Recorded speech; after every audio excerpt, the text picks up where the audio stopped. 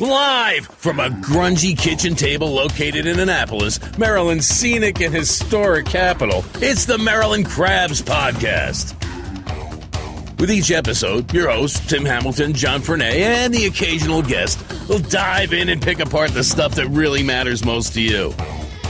We're too lazy to actually solve any of these problems, but we can definitely stir the pot. From schools, politics, parking in the fire lane, to those horrible people who drive BMWs. And here with this week's episode, live from the kitchen table, Tim Hamilton and John Fernay. Hey, it's a special Maryland Crabs this time, isn't it? I feel special.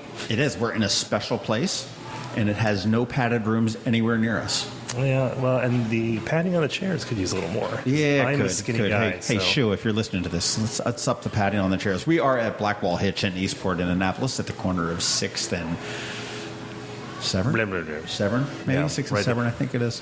I never know roads. I always just go where they are. But we are here for special election night coverage. And it's just before 6:30, so we don't have any numbers in really right now. We're going to wait for those numbers to roll in. We have some guests that may be rolling in tonight as well. We do. We've got Professor Doctor, yes, call him that. Professor. You'll impress him. Dan Nataf from Anne Arundel County Community College, and he does all of the surveys and he's the political wonk of Anne Arundel County Community College, and just an absolutely brilliant guy. I've worked with him on WNAV a couple times, and it's just been fantastic. He's got great insight. And a little bit later, we're going to have former Mayor Josh Cohen stop by. Yep. He's going to sit down, and he's going to give us some insight into what it is like from the inside. Yeah, what it takes to win, and apparently what it takes to lose. That's nice. Why don't I do the talking? He's been through it all. He gets, it was funny when he left USDA. I was joking because my girlfriend works at USDA. I said, well, can she get that chair in your office? He laughed. He thought it was funny. So. Yeah, he's got a great podcast that's going right now. We'll talk a little bit about that with him. We kind of helped him a little bit with that, and within 10 minutes of showing him stuff, he was smarter than we were with all this stuff, which is not hard in all fauress. But that is true. But we are going to be talking about all the elections. We've heard some shenanigans going on. Potentially. I came back from In the Vein of last night, which is the Bruce Springsteen show at the Ram's Head that AM/FM put on. And there were all the elves out putting up the signs on the road. I saw some signs in garbage cans. I saw a couple Nevin signs up in garbage cans. Well, I got an email earlier today from somebody, and I haven't been able to verify it, that said that a number of Rob Savage's signs in Ward 6 were removed overnight, and none of the signs for Alexis Villegas were touched. So I'm not able to verify that. So I worked in TV 20 years ago. I worked in TV news. Oh, by the way, we should let everybody know before you get too far, this is a drinking episode, right? Yeah. Okay. Okay. So I worked in TV news about 10, 20 years ago, and this was out in Albuquerque, and so we did the election coverage. It's a little more elaborate than what we're doing now. But it was what happened with the weeks leading up to the election is that we had the 30-second commercials for all of the candidates that would run. Right. And there's a law that they're at the what do you call it at the bottom? What's that? The authorization? Not the authorization. What's the authorization line or it's called something else. The byline. It's called something official, but it has to last for 4 seconds, and it has to be a certain font size.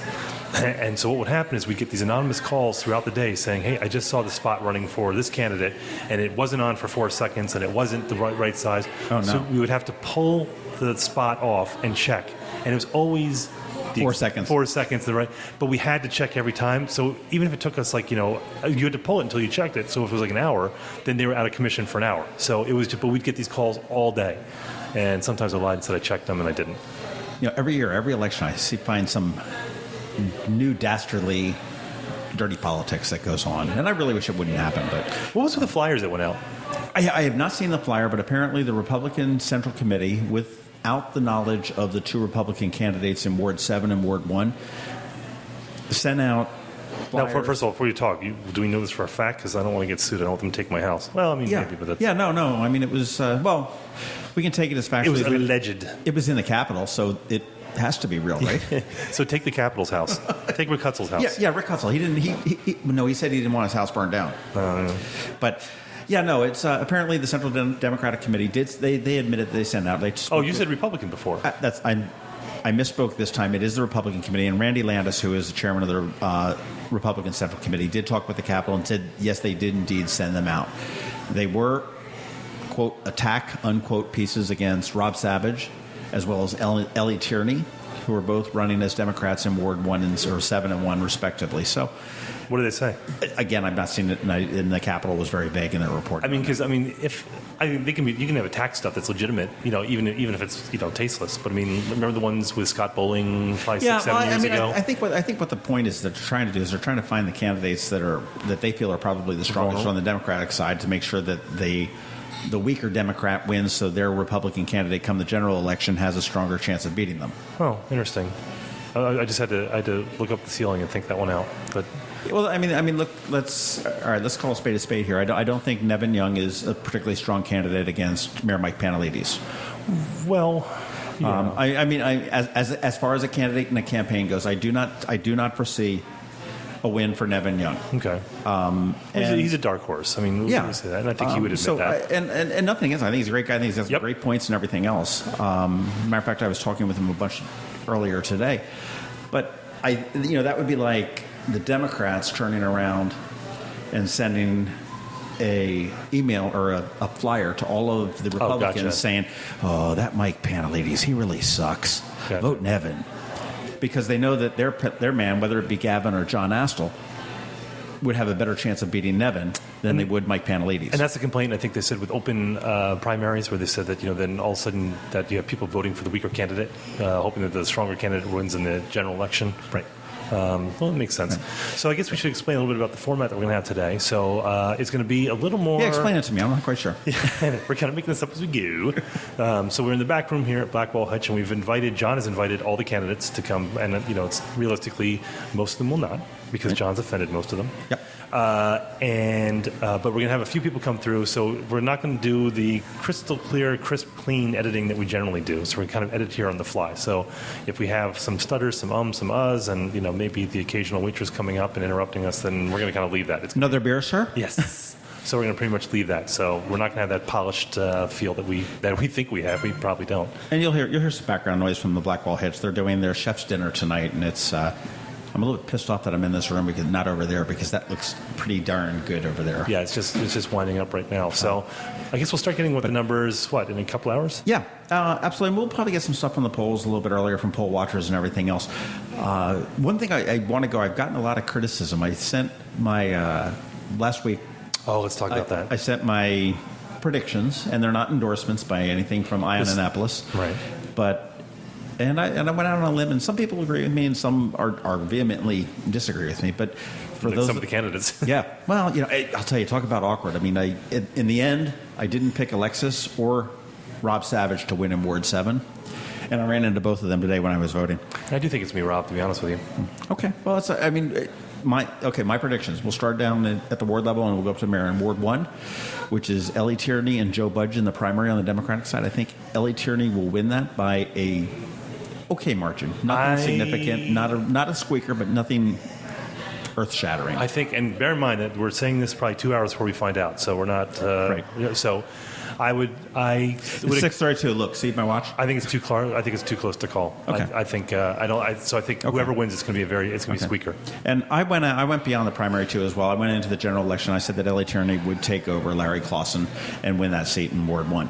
Ward 2, we've got no challengers in the primary, but we've got Fred Paone, who's the incumbent alderman. He's a Republican, versus Kurt Riegel, who ran against him 4 years ago. Kurt Riegel lost to him by 60-some-odd votes. And I think this year, it is Kurt's year to take that. I think Fred has been on the council for a number of years. He's been involved in any number of different issues that have gone by. He's been in the market house for probably 10 of the 13 years that it's been, a debacle. Yeah. So I think it's that, and it's not fair to Fred, but I think that right now he's recovering from a hip surgery, so he's physically unable to get out and campaign. Oh, the door knocking. And door knock, which is so important in a local election, I think. Yeah, I do too. And I think that may hurt him.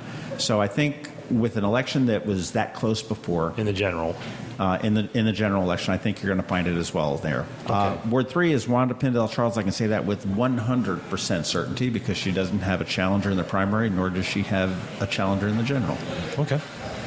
And I like Rhonda. When I spoke with her during my crab cake, it was just a fascinating woman, and I need to talk to her more. Yeah, you were telling me about that, actually. Actually, I listened to that. You sent it to me. It was really interesting. Mm-hmm. Well, I sent you a couple of the ones that we talked before when I was getting... Some of the best conversations we have are off mic, or the stuff that we have to trim out, because it's like we had a great talk with Nevin off mic.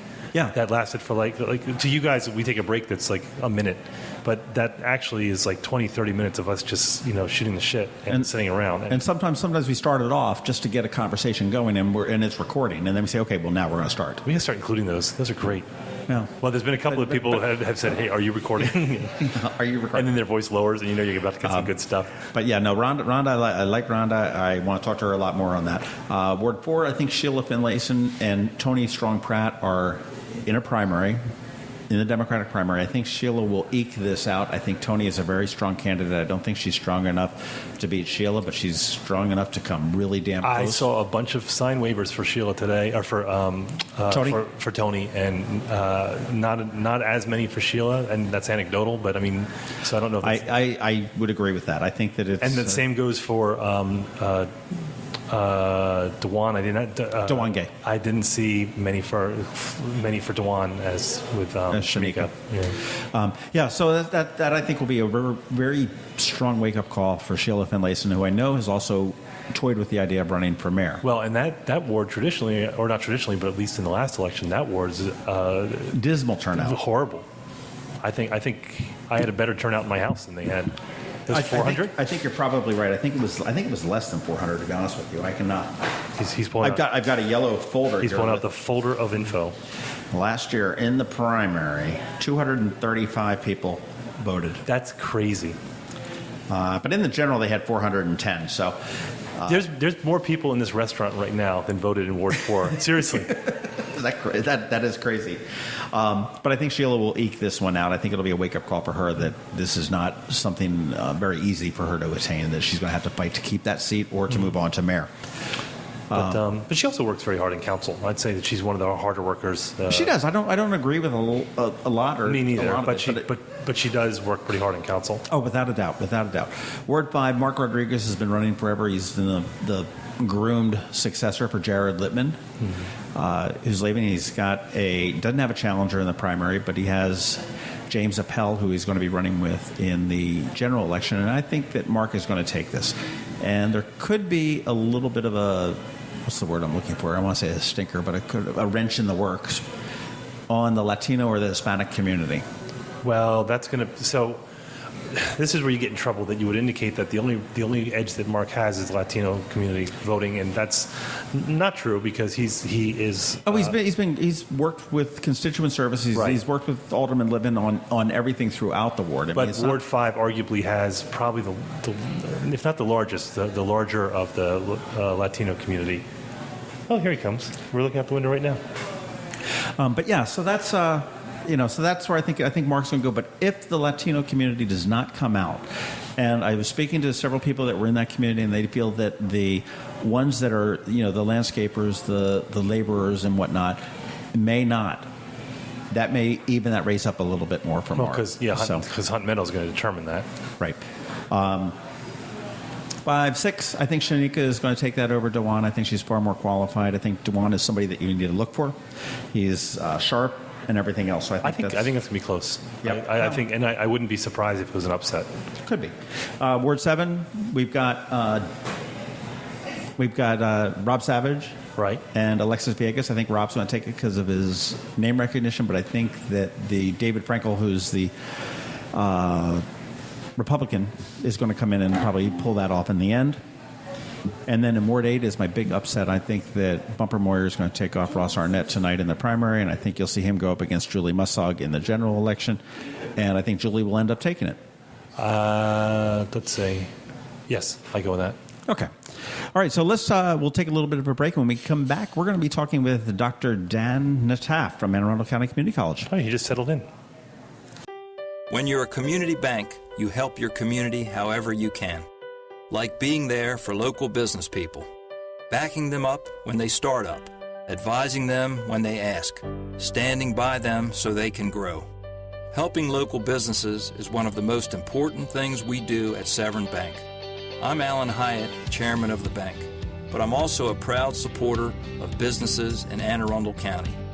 You know we never forget that here at the bank, we're a local business too. We face the same challenges and opportunities as any business, and we know how fortunate we are to have customers who stand beside us. That's why we stand beside you. If you have a business or you want to start a business, talk with us, because we're banking on you. Severn Bank, here with you. Online at severnbank.com. Member FDIC, equal housing lender. Severn Bank is a trade name used by Severn Savings Bank. You never know who's going to stumble into the Blackwall Hitch. We got Mayor Michael Pantelides. How are you today? John, Tim, it's good to be here. You obviously got. But how are you? How are you today? That was not the question. Oh, I'm feeling good, feeling confident we're going to have a big win in the city. You look very calm, very nonplussed, sort of like it ain't no thing. You know, the last election, I wasn't sure if I was going to win the primary. This one, I think I'm going to have a good showing, and I'm excited to see who I'm going to face in the general. That's true. Who do you think you're going to face in the general? You know, I've been going back and forth. We talked a couple of weeks ago, and it was all about John Astle. I still think John, but Gavin's had some flyers in some of the communities that I think will make a big difference too. So he's got, Robert Eads and Curtis Spencer working for him, so that might help him over. I ran into a well-known pollster the other day, and he thinks it's a 53-47 Gavin. I'll be honest. I think everybody I've talked to is going to be within 5 points. It's tough. It's. I mean, they both. They both run two totally different campaigns. Completely. When the first time we had Gavin in here, it's like he's talking, and the first time we had him, we're like rolling our eyes. Where he's like, "We want a Ferris wheel," and you're like, "What?" And then like 5 minutes later, you're like, "We need a freaking Ferris wheel." Why didn't anyone think about this before? Yeah, So, I mean, he's definitely running on big ideas and philosophy. Like, I want a Ferris wheel downtown. I want a trolley going down Main Street. A spray park. Some people like it, some people don't. We'll see. But I think he's done a good job, staying a positive, clean race. Some of the negativity Astle did may backfire on him. He went negative against Gavin, so we'll see how that goes. It was interesting to me. I was looking at some of the kind of proxy fights that were going on Facebook for the last few days. It was people bringing up issues that you knew were favoring certain candidates. I mean, I saw stuff coming up over the big game hunting that just kind of came out of nowhere. And then I saw, people who were arguing against the murals, saying that it was a waste of city time and money. And so, I mean, but it was funny. It wasn't coming from the candidates. It was kind of these whisper campaigns that were kind of along the edges. It's true. I mean, you always think there's these trolls or people out there that are doing this, but a lot of it just comes organically. And, one person posts a photo of Astle with, a leopard being killed, and then someone else says, hey, is he going to decorate City Hall like he decorated his office? And I'm like, I'm staying out of all this. But what's funny? It is a fair question, though, because he's never answered that. Is he going to put big game in City Hall? Well, it took a while to decorate your office in City Hall, if I remember. I did. And I bought almost everything in there. The first thing I cut from the budget, there was a $7,000 expense. I bought my lamp, I bought my carpet, I bought all the photos in my office. So when I leave, it's all coming with me. And then you've got your chair. You've got your special chair because you're going back. Yeah, actually, we didn't buy that. Somebody in IT retired, and I got it from them. But it is a nice chair. Oh, nice. You hit one of those inversion tables. You ever try one of those? Where you go upside I need down? to. I've done those it. are the best. Yeah. We've talked about it. Tempur-Pedic beds. Yeah, you could do do press conferences upside down like a bat. That'd be awesome. I feel like I'm upside down in half the council meetings. So. So I'm looking at right now the voter turnout report that was from about a few hours ago, probably 3 or 4 hours ago. So it looks like Ward 1, we're at about 18% turnout. Yeah. And it looks like overwhelmingly Democratic. And then the next highest ward is 18% over in Ward 8, and that is overwhelmingly Democratic as well. So it looks like the Democrats are all voting today, but it looks like but it's abysmal. I'm looking at Ward 4, of course, is not particularly good so far. Ward 3, but then again, there was like one with like 7 people that voted in a precinct. I think a lot of that was, if you look at it, there was no Republicans contested at the automatic level. In my race, a lot of people I talked to were like, well, I'll vote for you in the general, you're going to win. And I'm like, no, I need you to vote today. Right. Like, I need you to have a big showing, because if there's, 35... What would you consider a big win? What would be the percentage between you and I think I talked to everybody, and they said, anything over 70-75% is considered a big win. So I'd like to get in the 80s, but you never know. I told somebody, and they were like, look, anybody can get 20%. They said if you break 80, you got to consider that almost the perfect campaign. So I don't know. And who was that phantom voice? And the voice that just jumped in here is Dr. Dan Nataf from Anne Arundel County Community College. And he is the chair of a really long department that I always will screw up the name, so I will let you tell me what that is. That's the Center for the Study of Local Issues. Okay. There it is. That doesn't sound that long. Yeah, it's Nice not that bad. Well, I always say CSLI because it's much easier to pronounce. But if you've ever seen, any of the wonderful data that comes out of Anne Arundel County Community College, it comes out twice a year. That's right. And it's just on issues that are surrounding the county, the city, the nation. I know the last one that Right. you had was back just before the election with... Last one's in late March, early April. Right. Yeah. We did pick a lot of national issues to poll. At that point, was really trying to understand Anne Arundel County's relationship to the Trump agenda. So since Trump didn't actually win, as you remember, he lost by a point to Clinton, and then some of that, mostly that percentage difference that usually is tight anyway, it went to third-party candidates or write-ins. And so if you really look at the numbers from over the 4-year period between last Obama and then the Trump election, there was really very little difference in absolute values. So what do you think about the mayor's contention? So does it matter if we have Republicans come out today, even though it's? Well, I don't know. Are they fired up about anything? I think certainly if there was a sign race, the mayor would win. He's got more signs than anybody, but one doesn't know. Is that just an orchestrated campaign thing that just you roll it out because you know your Rolodex is big? Does it turn into votes? And look, I think that the Annapolis elections are premised on a concept of low turnout. And the reason for that is pretty straightforward, is when you're looking at what are you voting for, you're voting for mayor and somebody in your ward, maybe a couple of uncontested central committee positions. So who's really going to take the trouble to go out and vote when those are the only things on the ballot? So you needed that hot item, that kind of that. As I say, there is no incendiary issue that's driving this campaign or this vote. There's a little maybe fatigue with incumbents here and there, but I don't. In my polling in the county, I don't see this. I don't see any one driving issue as I have in the past during the Great Recession. Then it was unemployment. Then it became a question of inflation and wages. Then it became taxes in 14. In 16 on, it hasn't really been any one thing. Now, in the country, the message from 16 was there are a lot of forgotten people who want to be heard. But I don't think that was the message here in Anne Arundel County, and I don't think it's particularly the message here in Annapolis. So, yeah, I agree with you. I think that you don't have any major issues, and I had said very early on before this election came up, I said, Mike's in a good position because he hasn't screwed up anything. And I remember you said that. I was like, but the election is about so much more than just not screwing up. But it's not that. You don't have, Crystal Spring is somewhat, looming there, but there's no real big issue. Well, I think for example, if Mayor Moyer had to run for re-election again right after what happened with the Market House, I think she would have lost because for that reason. So, when you I think you're right. If you look at the end of Moyer's administration, it was the financial downturn. The city was basically broke. The Market House. If you look at the Cohen administration, it was, what was happening at Fawcett's, Crystal Spring, city's finances, the City Dock Master Plan. Those galvanizing issues that brought people out. I knock on people's doors now, and people are like, "Yeah, things seem pretty much fine." So there's not a big push. You remember there was a Save Annapolis group and Stop Crystal Spring. You don't really have that driving force. Are they still anymore. on your Christmas card list? Who's that? Saving it? Oh, absolutely, yes. So what happens with you have two? You're looking at two candidates across the across the table here. So with Gavin and John. Yeah. Do you have two different strategies when it comes down to it? You don't have to tell us. I think the main thing is on the incumbency different than last time as I run on my record on what we've done. So basically a lot of the TV, radio, direct mail is just saying, hey, look, we're building the solar energy park. We've had 4 budgets without raising taxes. We built the bulkhead on time. So just highlighting all the accomplishments. You don't really have to go negative, except in the sense of contrasting with like Senator Astle about taxes and spending. So, but here's the thing. So we said that being an incumbent, there's advantages to that, and there are disadvantages to that. A lot of disadvantages.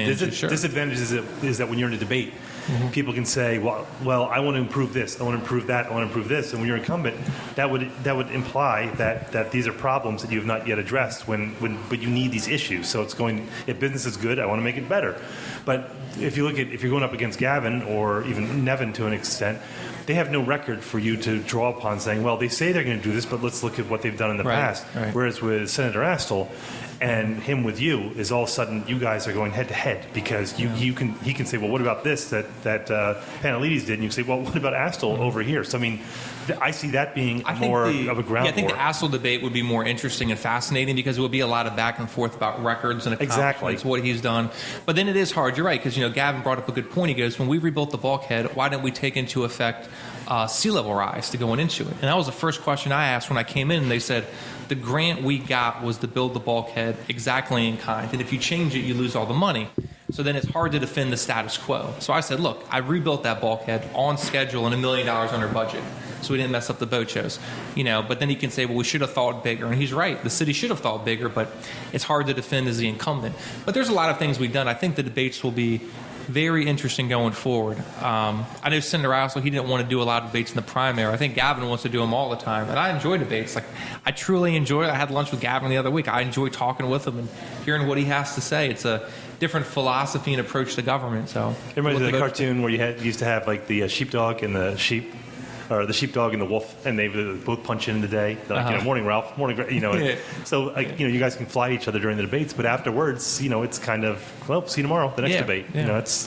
Ultimately, and we said this before, we have so many great candidates who want to work for the city. I mean, that's pretty. That's pretty enlightening. It's extremely healthy. I mean, if you look 2 elections ago, nobody ran against Fred Payan. And Fred's my friend, but to not have somebody challenge you on the Democrat or Republican side, you also had, I think, Sheila, Alderman Finlayson, Alderman Finlayson, Pendle Charles. Nobody ran against them. And even this time, there was people that were unopposed. So to have so many challengers in the automatic race is a good sign. And I honestly thought it would have put turnout more, like in Ward 7 and 5, but it's the same people that are going to vote. And I was talking with Gavin about it. He was talking about the young people voting and everything. And I said, if you take up Senator Astle's election, Gavin's, mine, and Nevin's, there's probably close to, I'd say, $250,000 spent in terms of getting out the vote and advertising. So if people aren't going to vote, I don't know what else you can do. Well, but that's the the other thing I want to do is I want to take, at the end of this, is kind of look at what people spent and then look at the turnout and calculate the cost per vote. Yeah. I think that's going to be huge. But if you look at it, I mean, the flyers, the mailers, the knocking, I mean, we spent so much money, and people are like, well, can't you do more to help people vote?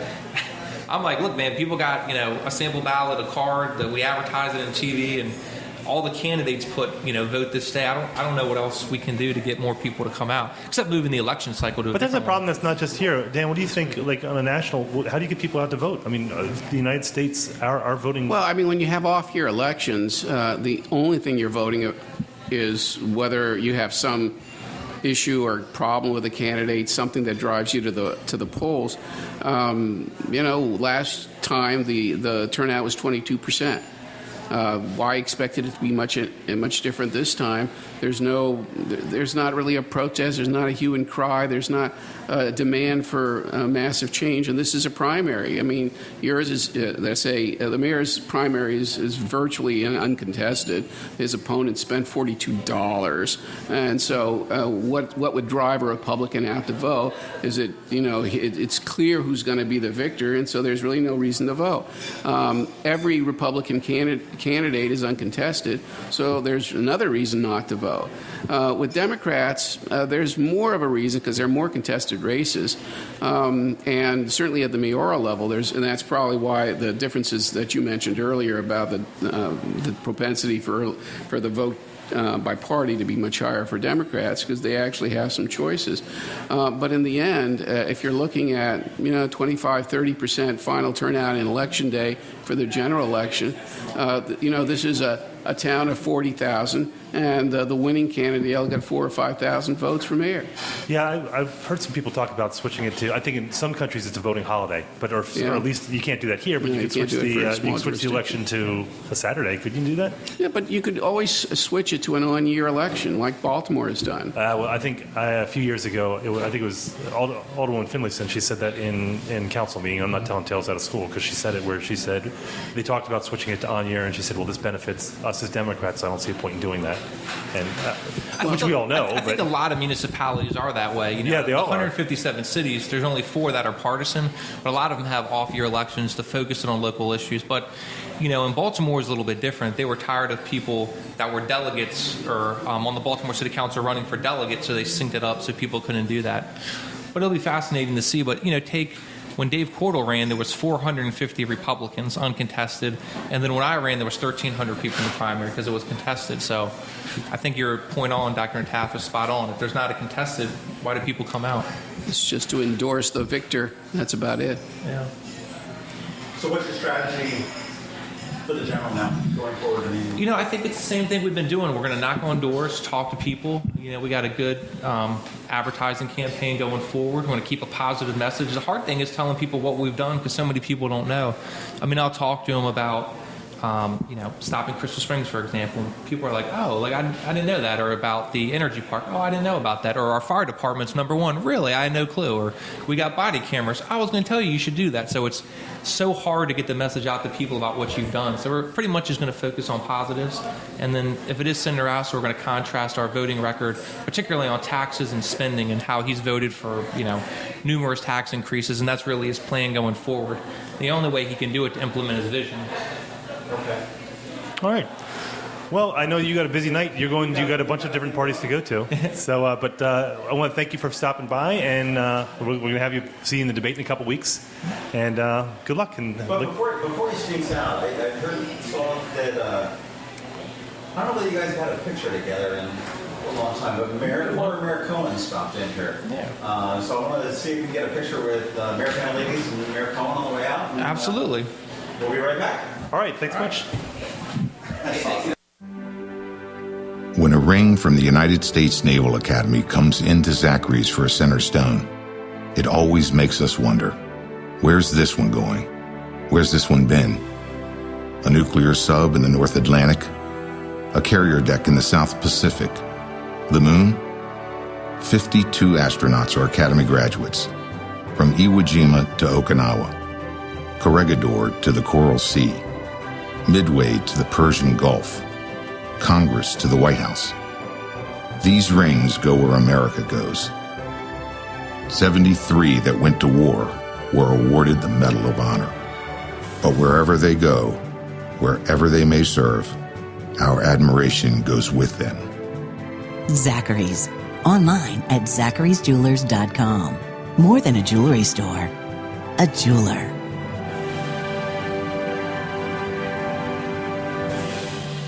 And we have more guests joining us here. We have former Mayor Josh Cohen, who strolled in here with Mayor Mike Pantelides as he was on his way out to hit the polls again. We still have Dr. Dan Nataf here at the table with us. And joining us now, we have Aldermanic. And somebody questioned me whether that was a real word or not, but I think it is. Aldermanic candidate on the Republican side, Julie Mussog, who is running for Ward 8. How are you? Good. How are you? Good. How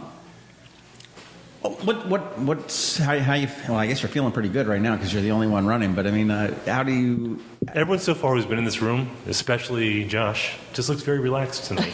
There's no sweat. There's no one who's kind of clenching their fists. Yeah. Well, I mean, running unopposed for the primary is definitely easier than running opposed, I'd say. But I think most people look.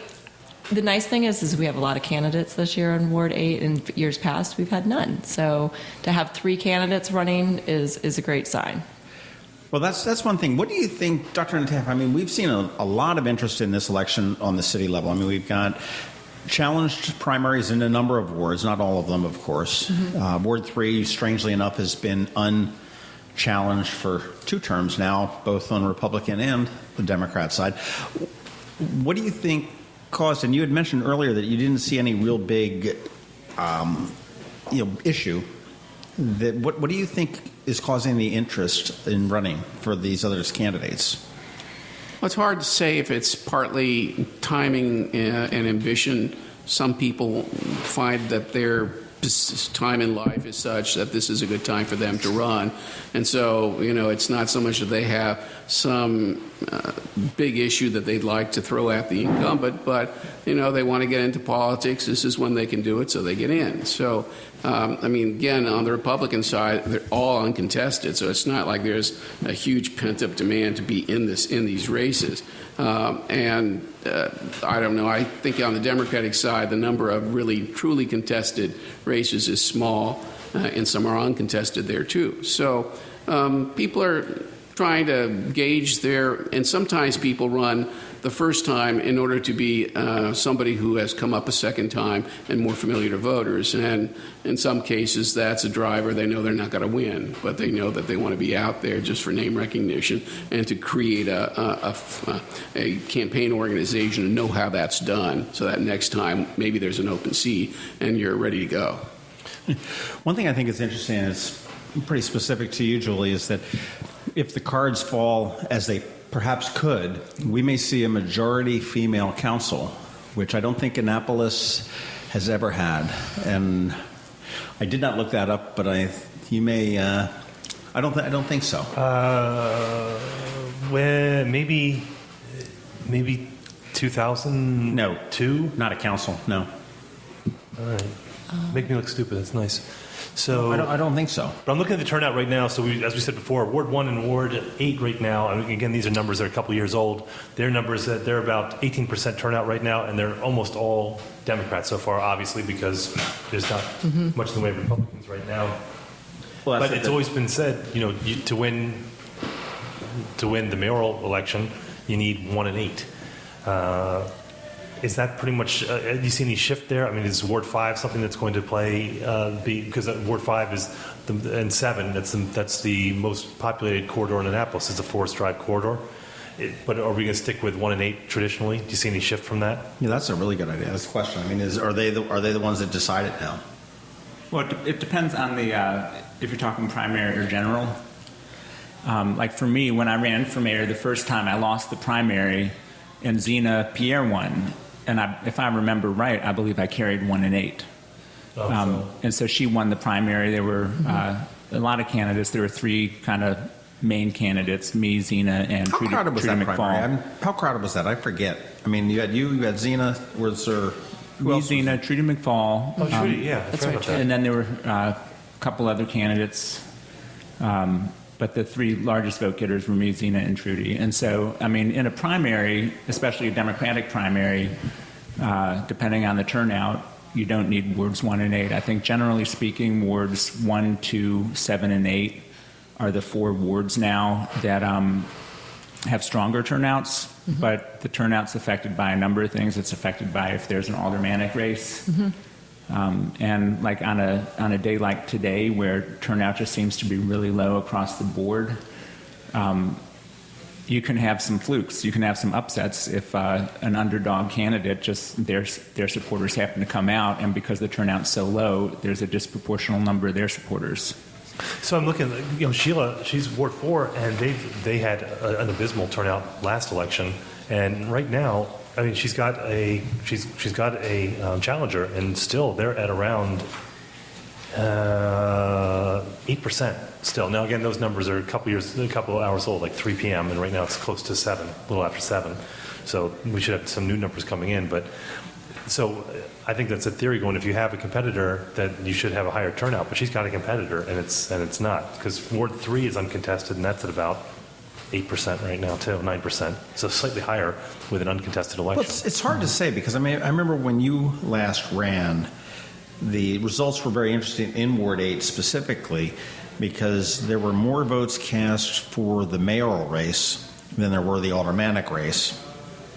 And that race also had the most write-in votes of any, like 103 write-in votes. That's because Ross was uncontested. Mm-hmm. What's that? Ross was uncontested in the general. True. Yeah. So generally, you would the only see... way you can be. True, but there were people that chose to write in Mickey Mouse and Donald Duck, and went 10% of the vote, basically. and went to the polls to vote, and made a conscious decision not to vote for Ross Arnett at that point, and to vote for presumably you, or to Mike Pantelides when it came into the general, which is just sort of bizarre to me to think that was... Ward 8 is I can't figure out Ward 8. And I know, so the two of you...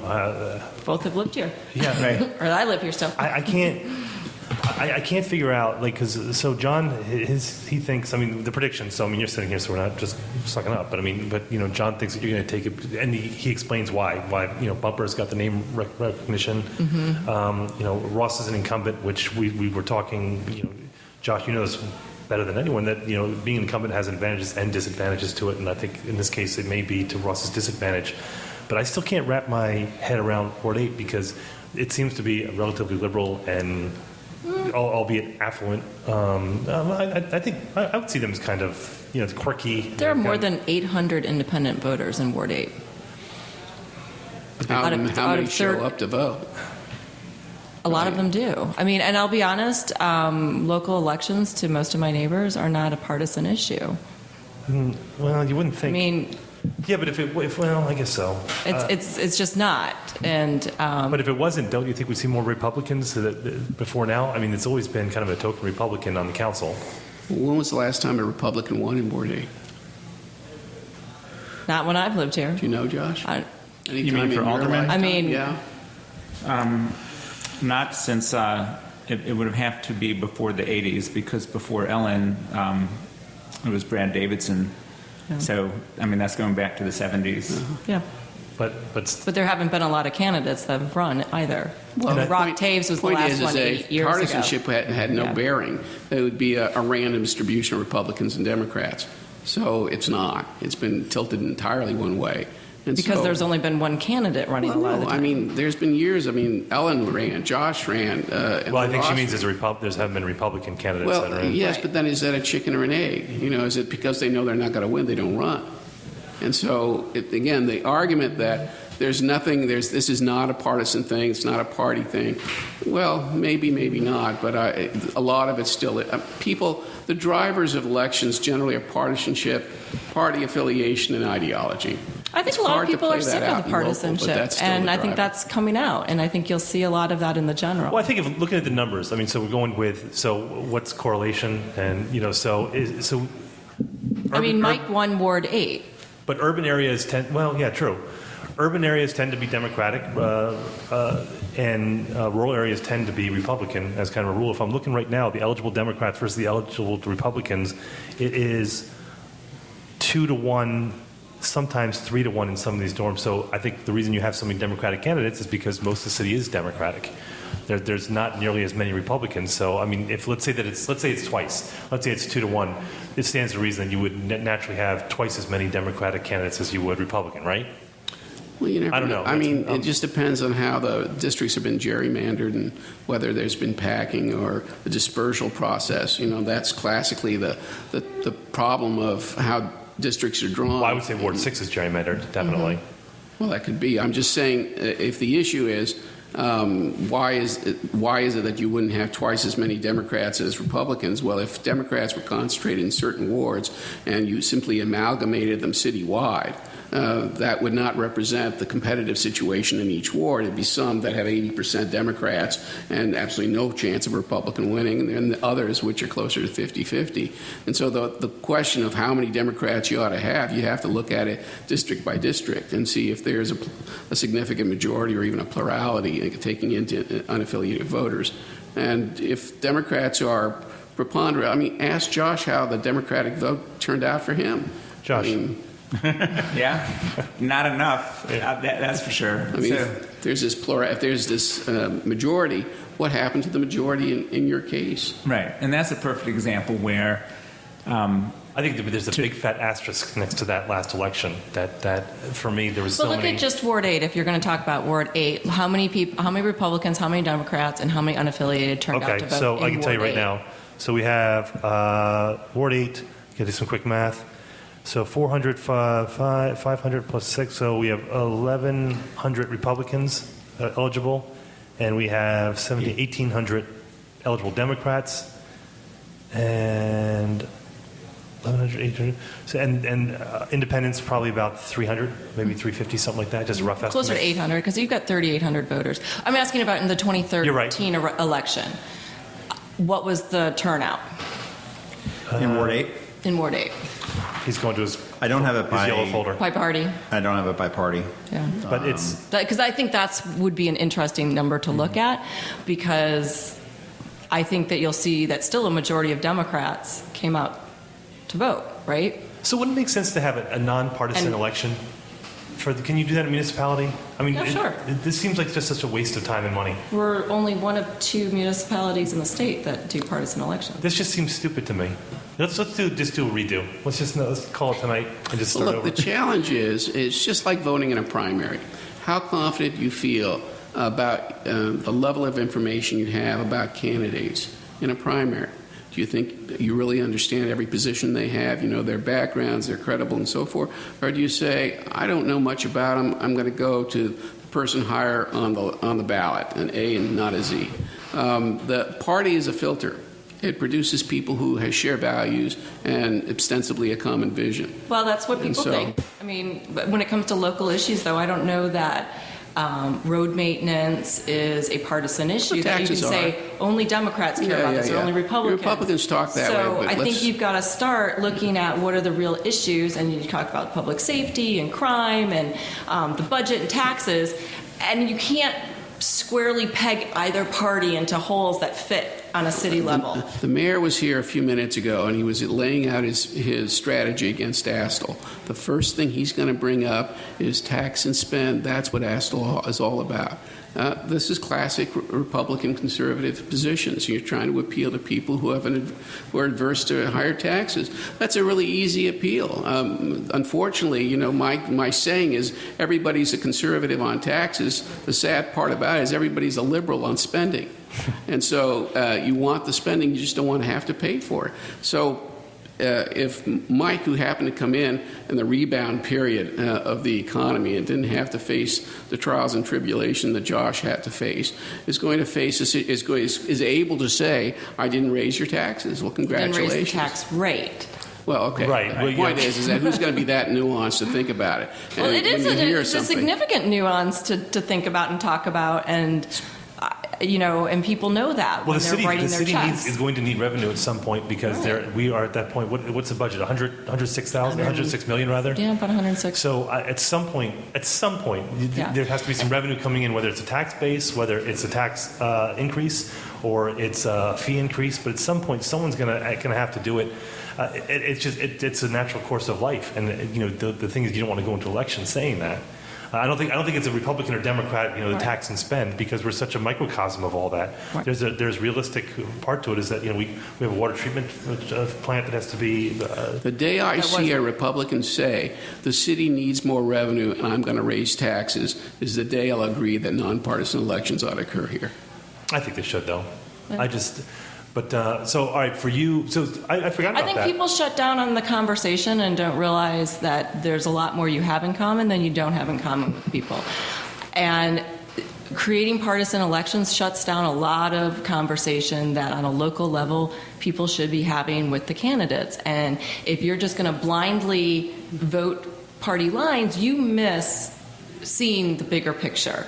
And, Annapolis, our tax rate is 32% higher than the county's tax rate.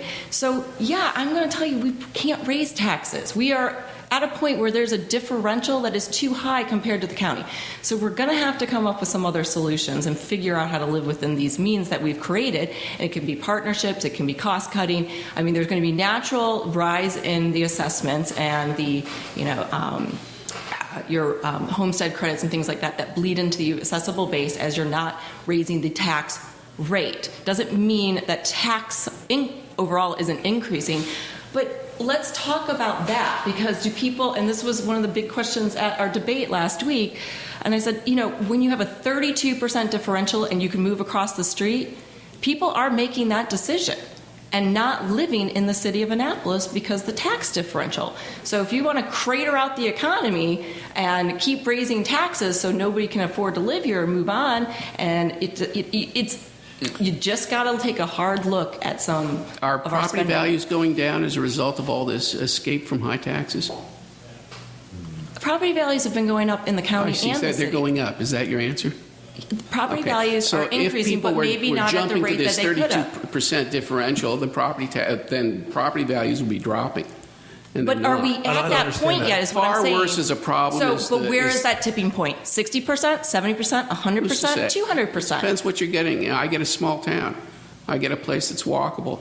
I get, the downtown area. I'm willing to... I just moved here 4 years ago, and I did it as a purposeful act. And frankly, my property taxes were barely any different. I owned a house of similar value, I really didn't notice it. It's like it's a difference that isn't worth thinking about.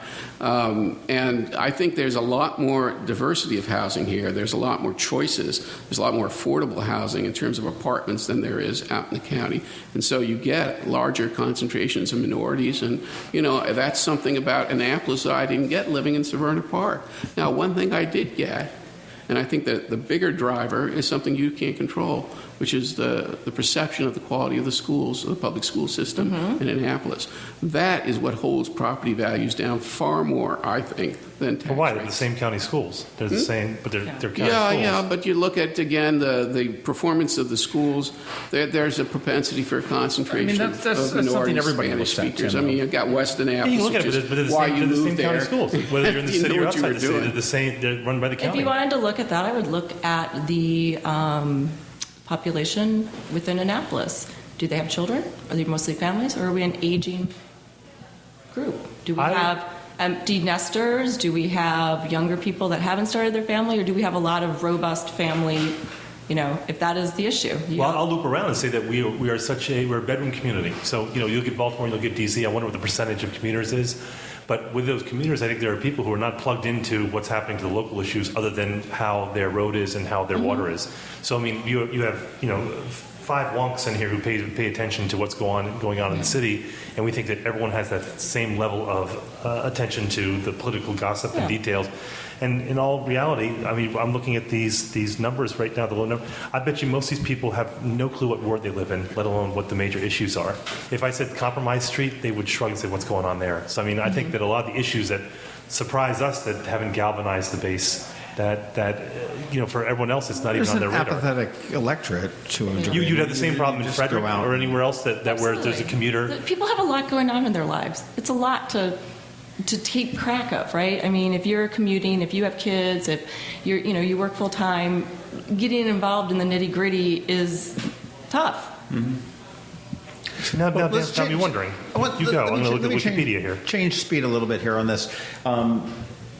Josh, you were an alderman in Ward 8, and Julie, you're an alderman. Candidate. Potential. Candidate for Ward 8 as well. What's the strategy for winning in Ward 8, Josh? What's your strategy for winning in Ward 8, Julie? I guess where does that?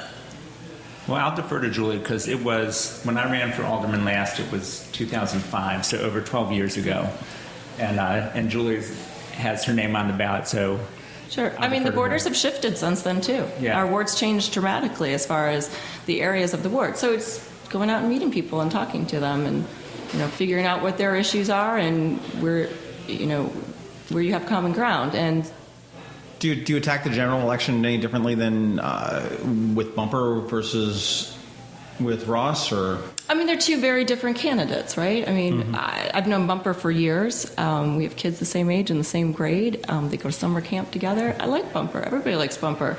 I've known Ross for years, too. I worked with Ross for years in the past. But, they're just very different candidates. They bring different things to the table. But what I want to bring to the table is just what I can bring to the table. I'm not looking to bash another candidate. I just want to talk about the skill set that I have that I can bring that's different. Which is what? So, I mean, obviously my background is mostly financial, and then I've, worked in the state legislature. I've passed bills at the state legislature. I know how that works. I've worked at the county. I've done bills at the county. I was the county controller. So obviously I know the finance side. I know government budgets and how it works and what you can do. And then as the head of economic development now, I see it's hard because sometimes businesses will come and they're so frustrated by processes in the city, and I can't do anything for them. I was like, well, that'll be interesting to wear too. Those two hats should you be successful. Well, so I advocate for businesses in Anne Arundel County, which includes the city. Now, the county has nothing to do with the city's planning and zoning process, which is one of the areas my office assists in at the county level. Is trying to get the groups together to talk and figure out how they can work through a problem in that process. Does Hollis Minor, is she the one, is she shared between your office and the city, or is she in a different? She works for the city, but we give her office space at our office and some resources. So, some subscriptions to research and things like that. So it's through you. an MOU, and she's allowed to, work in our office. Yeah, I just was use not our sure meeting whether it was your rooms. office that she was. No, but she works for the city. Right. Her payroll is the city. She reports to the city I don't know if she reports to Planning and Zoning Direct Pete Gutwald, and then up through the city manager. So, but when we have people that are looking at locations in the city, call Hollis, and we work with her. But loan programs, those are county side. All right, so I'm looking at, so back to the numbers. I'm looking at the numbers right here from the census. I like this stuff, shut up. And it's, so 26% of the households, of the 16,000 households in town, have kids under the age of 18. Mm-hmm. So a quarter. That sounds low. 35% were married couples living together. It's 60% white, 26% black, and 18% Latino, which by the way doubled since 10 years ago. Yeah. So that population has changed. So maybe we do have an older demographic that's living here. We have a lot of single family homes, except the mansions in Ward 1. You also look at in Eastport. You look at Watergate, which is 600 and some odd units there, and that's not a lot of families. I would think that some of the apartments that are up on Hilltop in Ward 5 are probably not a lot of families or. Shearwater, President's Point, Watergate. Those would all be. Certainly those ones are going to be.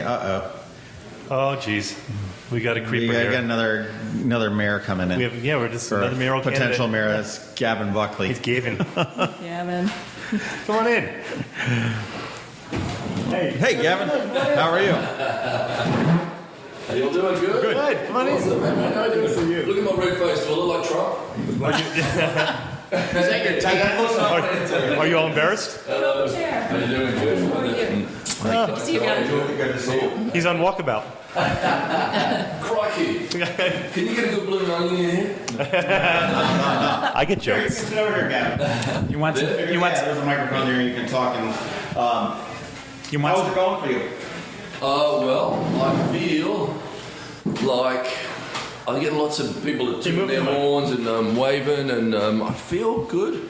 But you never want to take anything for granted, So, and lots of people have slapped me on the back and going, "You've got this, Gavin. You've got this." So, but I wouldn't really. Is that John? It might be a trick, Gavin. I'm just telling you. Don't worry about it. Yeah. We decided. It'll be like, I know. He's teasing you. So that's. So far so good. Yeah, I'm got my fingers crossed. I'm feeling positive. So we're trying to determine if you need Ward 1 and 8 to win. Oh yeah. Well, I'll tell you, there's a big turnout in Ward 1, and I believe that area had all of my signs in, a lot of signs there. So I got a decent shot, I think, because of Ward 1. And they said I thought a lot of people would be turning out for this election because they wanted to be heard after the national election, but I was surprised that it wasn't. People are like, "Oh, it's a low turnout." I was like, "No, it's going to be a stampede." But what do you think? So are you able to get your voters out, you think? I mean, low turnout work in your favor? I think I did. I had a good ground game. I had a good had the main players in the African American community kind of on my team, I think, so from the Curtises to the Robert Eads to the guys that have been doing this stuff since almost Pip Moyer's day, I think, Did you see that Robert Eads moment at council last week? Oh, yeah. I watched that today for the first time. That was awesome. I do. I love drama, so it was fantastic. I watched it twice. The first time I watched it, between my fingers like this, then just kind of cringing. Cringy. Did you have Robert wasn't kind of messing with you when you were around? I caught you with your mouth. All the time. Because they said, "Did you send him in there?" And I said, "I had nothing to do with that." And then I said to Mike, I said, "Don't worry, don't take it personal," because he used to do it to Josh as well. Yeah, during council, he would go. Oh yeah, I remember. Now I do, because I'd watch them and I'd see a guy come in and I was getting ready to turn it off and watch Monday Night Football. I'm like, "Oh, here's Robert," and you sit right back down. To Milo McDooley. Annapolis. Yeah. That was the best way to follow a council. Disappeared after Christmas, I think. Oh, on Twitter. It is not me. I didn't know who it was, but I was sworn to secrecy. Didn't know who he was. That kept it entertaining. And I'm sad that it's gone. Yeah, me too. I couldn't watch council without reading Twitter at the same time. That was the best part of it. Yeah. It was kind of like it was like MST3K. Remember that show?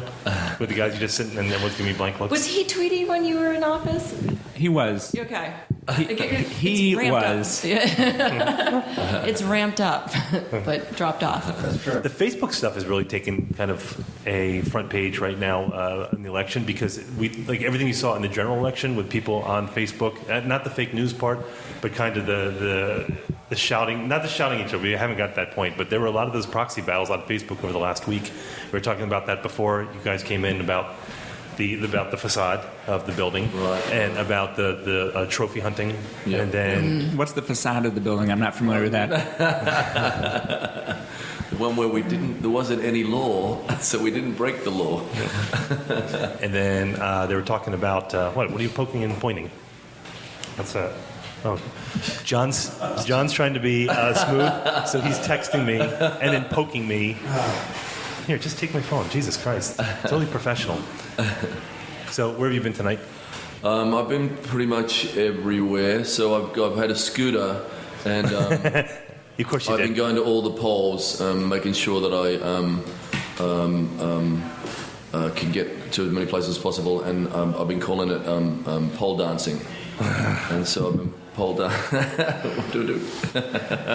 Do you want some chicken wings? They're better than some other restaurants around. Nice. My favorite. I was going to tell this story. I was Josh, and we're at the Chris Van Hollen's event, and we catered it. And Josh's parents come to Lemongrass all the time, and they're great customers and friends. And Josh comes up behind me and goes, "It's a great party." He's like, "But the food sucks." I go, "That's not what your mother said." Josh had the best line. I rarely laugh out loud, and I was laughing right when we were doing the recount 4 years ago at the Pitt Moyer Center, or not Pitt Moyer, but the old rec center, and they're doing over 3 days. They're doing the recount. So I guess one of the Capitol reporters just went up to Josh and said, "So what are you gonna do if you win?" He goes, "Ask for a recount." I thought it was funny. I always thought you had a great sense of humour with Josh. I thought you were really, really good. And when people are so mean to you, sometimes you just used to let it roll. I don't think Mike has that as much as you. I think you're easy. And Ellen definitely didn't have it. No. Yeah. She still writes those feisty letters to the editor. Yeah. So, what time do the polls close tonight? 9? Yeah, I just was going to pop in, and then we start a party at Metropolitan at 8, or a wake. We'll see what it's going to be. Yeah, I'm looking. We don't have any new numbers. They did the numbers at 10 this morning, which is kind of pointless, and then they did them again at 2. Yeah. And let me check see if they have any new numbers. I think your 5 to 7 is going to be where you see a big uptick in. Oh, hold on. There we go. Yeah, you're right. We just came in, so here are the new numbers. All right, so wow, turnout, the numbers are really... So the turnout in Ward 1 is around 34%, 33%. Mm-hmm. In Ward 2, it's around 25%. Ward 3, around 15%. Ward 4, about 16%. Ward 5 is 20%. Ward 6, 20%. No, I'm sorry, 17%. Ward 7 is about 22%, and Ward 8 is 31%. Mm-hmm. So, yeah, it's a big jump in the numbers. So, actually, the numbers, what do you think, Dan? I mean, those numbers are healthy? Well, they're healthy in some places. Again, it sounds like there's some correlation between contested elections. Yeah, you're right. In Ward 3, where there is no contested election, that's the lowest. But it's still at what, 19%? They sound comparable to the general 2013, right? Yeah. If you look at the turnout? Yeah, actually. So those numbers, I think that would probably be a record high primary turnout. Yeah, so we went from everyone being discouraged and upset to, I think those are pretty healthy numbers for a primary, especially considering. Well, I mean, Dan's giving me a look like I'm look at the naive. absolute values. How many people are actually voting in each of these wards? All right, let's see. So, Ward 1 is 1,000. Ward 2 is about 800. Then Ward 3 is around 350. Yeah, so I guess so. Well, still. So total votes so far is 4,500, 4,555, 4,755. What's the time of that release? About 40 minutes ago. So through 7 p.m.? Through 7 It's not going to change a whole lot between now and then. I wouldn't imagine. Yeah. So these are probably the numbers that are going to be kind of close. Maybe 5,000 people would have voted total. Yeah, so total turnout was 23%. The total Democratic turnout was 26%, and the total Republican was 18%, which is higher than I thought it would be. And what are the numbers on the Dem and Republican? The raw numbers of votes. Democrats was 36-36, and Republican total was 11-19. That's right near 4 years ago, or 8 years ago. I mean, that's consistent. If in the Democratic primary, if you can get to 2,000 votes, you're probably going to win the primary in a two-way race. So that's, I mean, it seems like it's consistent with historical voting. And that's the number we've been shooting for.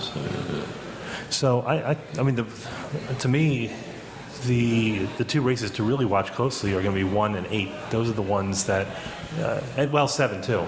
So those three are going to be really kind of exciting because you have the candidates in each one are going to be. It's too close to call for me. I mean, I think John has his opinions, and luckily it's not awkward because Julie's here and she's on the right side of his predictions. Gavin and Julie, as first-time candidates, what has been the most rewarding part of running for office for both of you? Look at him jumping in his host. Good. Keep doing that stuff. Go first? I mean, ladies and Americans first. America first. You're an American. Yeah, I know. But he's got an accent, so.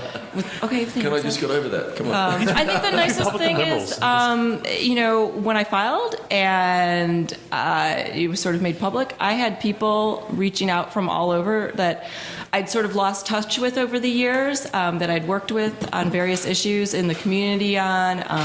One person I'd worked on the Unity Gardens grant at Eastport Elementary. Another person I was on ECA. That's really cool. I love Unity Gardens. Yeah, they did Sensory Garden, and somebody from ECA, neighbors that I just hadn't seen for a while. I mean, really, it's really nice to have these people that just reach out and are like, "That's great. I want to help you." So that's probably the nicest part is reconnecting with a lot of people and connecting with new people along the way. Yeah.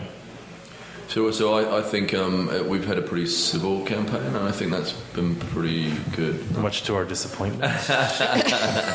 But you never get. We all say that, like, it's so nice that no one's going negative, but inside you're like, oh, negative.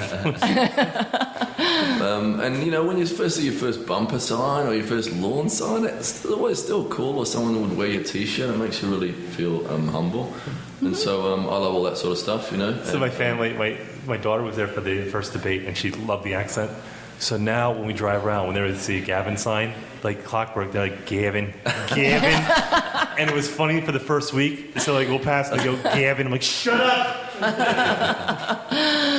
I'll tell you one funny story I had with these guys is they were doing the Bumper Moyer interview, and they started to talk about why Bumper run, and then Bumper talked about one of his motivations was, when his child was diagnosed with his disability, and he had this 1 in a million chance of it happening, and how he got home that night, and and they were in shock, and then all this food just kept coming to the house from people they didn't know, and he started to tell the story, and he started to get emotional. He was crying, and he's like, "You want to stop the interview?" And they didn't stop the interview; they ran the whole interview through. So I'm listening to this at home, and my wife walks by, and she's like, "Are you crying?" I'm like, "No, I got something caught in my eye." It was. We did. Yeah, I wasn't there for that one. We did the one with what was her first name? It was just her first name. It was the Not Your Child sort of situation with the recovering addict. Oh, I can't remember his name, but yeah, the girl that I'm sorry. Yeah, Jen. Yeah, that was one that we're trying not to blink because she's talking about how she was struggling with addiction. Beautiful and Miss Maryland contestant, you would assume the perfect child. And she's talking about how her family stood behind her. 13. And so where your eyes are kind of filled, and you're trying not to blink, and I'm fooling with equipment, and he's just scribbling and just. All right, I'm going to ask one more question. You guys have 10 more minutes before the polls close.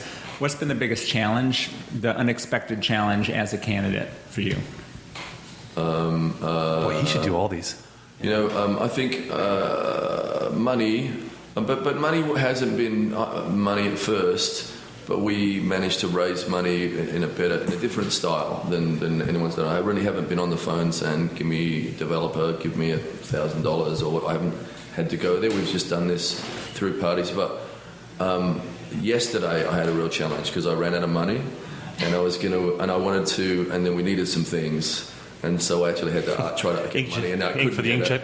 And then I started to panic. I'm like, well, what if I don't win? Then I can't ask. Hey, will you donate to the campaign? Even though I got trounced last night, so I started to panic and really have definitely anxiety about it. And I'm not really that kind of person. But then I got out this morning and I was on the West Street at 6 o'clock, and every second person was tooting their horn and cheering, and I'm like, you know what? I might have this, so. Were they waving with all 5 fingers? It's like a Rocky moment. You start running and everyone's running behind you. But I guess there's always money, isn't it? Yeah. How about you, Julie? I think asking for money from people is hard, and it's uncomfortable. And you're like, So fortunately, a lot of people have saved me from that, from myself, which is nice. I mean, I have friends that are like, I'm just writing you a check. Like, you're not, don't ask, because I can see you're never going to get around to asking. And so there's that part of it. But I think, along with that is all the logistics and the, do I want, this piece of literature to look like this? What should I do here? And trying to really, tap into something that expresses who you are in a little 3x5 card. I mean, how do you do that? And how do you make it authentically you? Because that's what I want. And I don't want, you can see cookie cutter kinds of things, but I think it's very hard to try and see yourself in print and, see these things. And, everybody wants like some fast little soundbite that's easy, but none of this is easy. These all are longer, bigger questions that aren't answered in sound bites, right? I mean, you know that. These you ever miss it, Josh? Yeah. Like nights like tonight, like where the adrenaline's going and everyone's like on edge. I mean, you kind of miss it a little bit. I miss parts of serving, absolutely, and I think what you both have touched on is, as a candidate, you're as a public figure, even though a small scale in the city, people feel a connection to you, and so as a candidate, you're drawn into people's lives, all across the ward or the city, people you otherwise would never run into. You are a part of their lives in different ways. And I ended up delivering a eulogy at a funeral for a constituent who I'd helped on something, but I didn't even know that well. And, you have the ability to make an impact. And that kind of personal relationship and ability to help people, to me, is the part that I miss the most. Yeah, that's got to be weird, though. I think going in a town this size, that all of a sudden, people are seeing you on, well, especially if you're mayor. I mean, maybe not so much as an aldermanic representative, but especially as mayor when you're going out. I mean, I guess to an extent, you as a restaurateur, you're kind of in between, so where people kind of know you. But like you'd go out and you were the mayor. You go out to dinner, you go out, and there's probably anytime you went out, there's like 50 people who want to talk to you about anything. So that has to be, you got to put a little strain on. One of the nice things about Annapolis, though, is that when I was out with my family, for the most part, people respected that. Like if I was out at the grocery store by myself, it would take me an extra half an hour to get home. But when I was out with my wife and kids, for the most part, people respected that. What advice do you have for them for the race here? I'll bring them with me. I'm going to run to the thing now. Yeah. Gavin has 7 more minutes to get his votes out. Well, thanks for stopping by. That was awesome. It's been great, guys. It's great. So we'll see. And Julie, thank you for coming by too. This is great, Gavin. And you're going to hang a little bit with Josh. I want to talk more about your podcast and get your kind of take on everything. So, all right, Gavin. Good luck. And there they go, off into election hell. I'll miss you at the gym tomorrow. Where's my dog's bandana? All right, and we'll be right back. Whether it's Main Street, your street, or any street in the county that we all live in and love and call Anne Arundel, it's a special place. But part of living here is having a bank that provides what you need when you need it. So when your plans and dreams call for a bank, turn to us, your neighbor. We're Severn Bank, supporting the community that supports us. I'm Alan Hyatt, chairman of Severn Bank, and it's our honor to be the bank that serves the people of Anne Arundel County. One thing that we never forget is that as a member of this community, it's our responsibility to be committed to helping you and our county thrive. Like you, we live here, We work here and we play here. Severn Bank, we're here with you. Online at severnbank.com. Member FDIC, equal housing lender. Severn Bank is a trade name used by Severn Savings Bank. All right, no, we were just talking about Josh Cohen's writing candidacy for the general election. So how do you feel about that, Mr. Cohen? I want to say, as a amateur podcaster myself, all the interviews you guys did with all the aldermanic candidates. He pointed at John. Yeah, that is a tremendous amount of work, and you should get a lot of credit for the time you put into that. That was a big service you. I'd rather have money, but the credit, especially because you're not getting any money. I mean, that's huge what you did. So my PayPal address. Right. And applause you heard was John Booth, who is a. But we're starting to, which is kind of interesting. We're joking about Josh doing a write-in, but and that was a joke. Excuse me, you were joking. I was. I just want to be clear. Hey, before we move on to the results that we're starting to get in here, real quick, alderman, county councilman, mayor, Obama appointee, and self-employed hack. Yes. And what's the best one? Podcaster. That's self-employed hack. Well, no, I guess employed is probably a light consultant.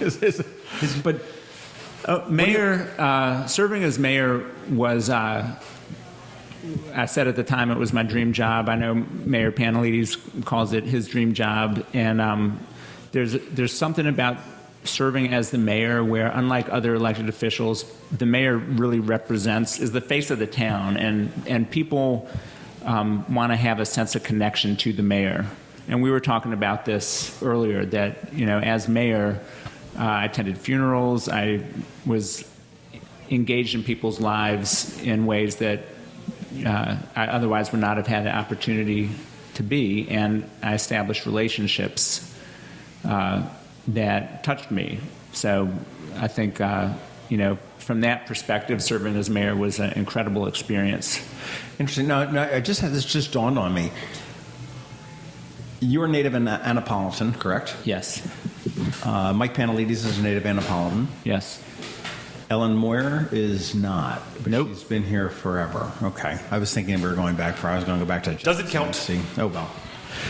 But we are starting to get some results in. And you just said that, oh my gosh, Ward 1 has some interesting news. What did you find out, Josh? What's from your spy telling us?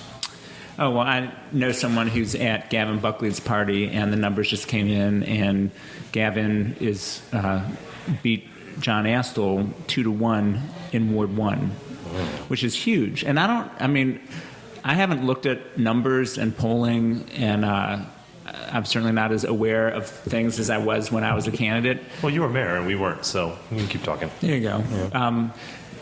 Everything else being equal, I would say John Astle would have to be the favorite. Even though he's not the mayor, he's an incumbent.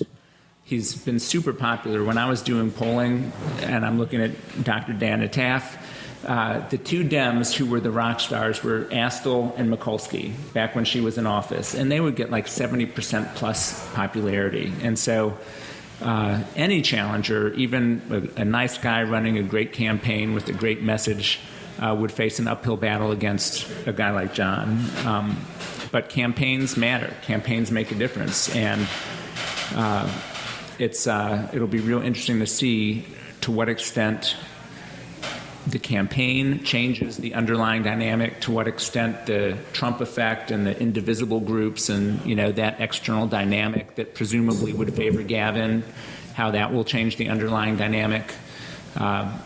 But in Ward 1, which is both of their home wards, has a strong margin for Gavin. That's surprising, to be honest with you, too, for that same reason.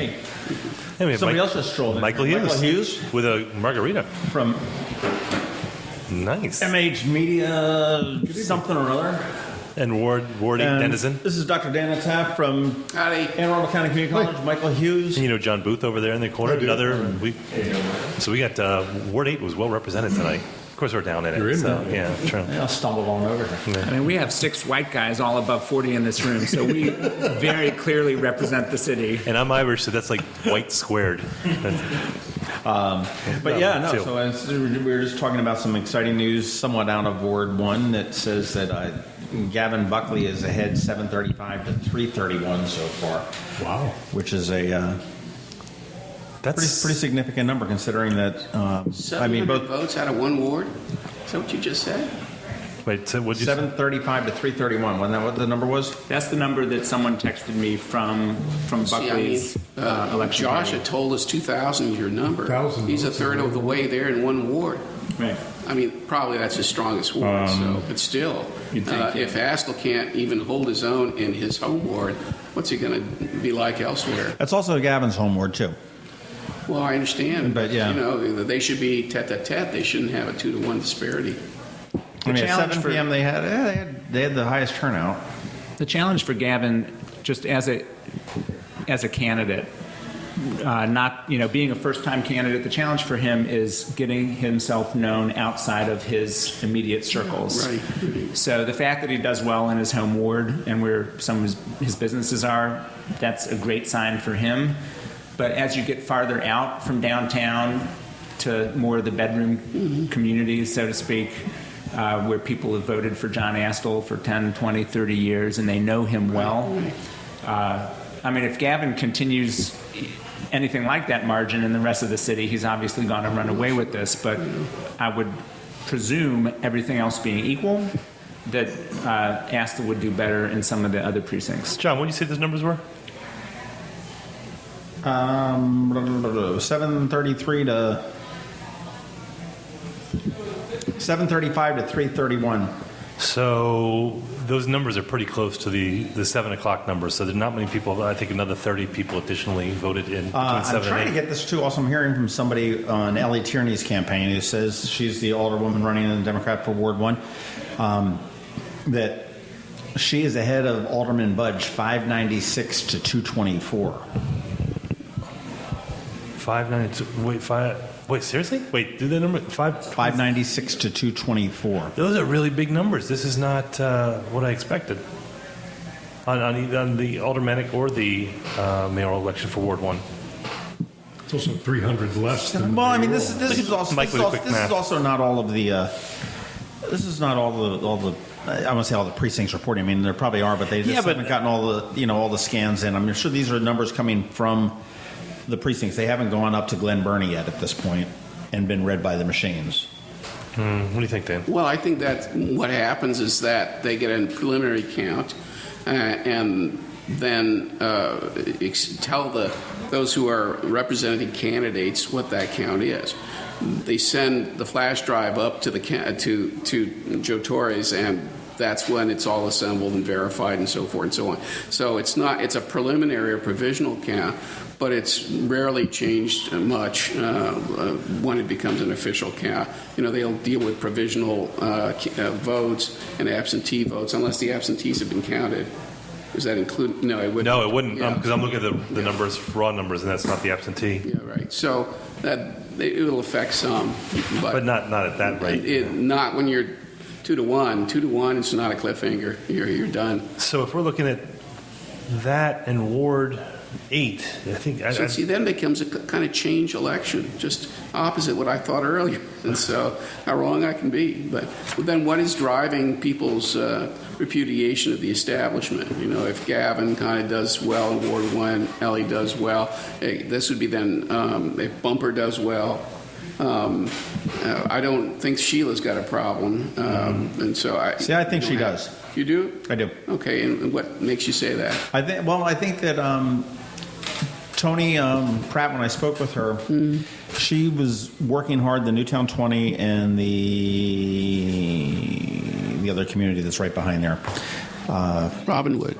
No, it's not Robinwood. That's Ward 5. Newtown 20 and... Help me out here, Josh. Bywater.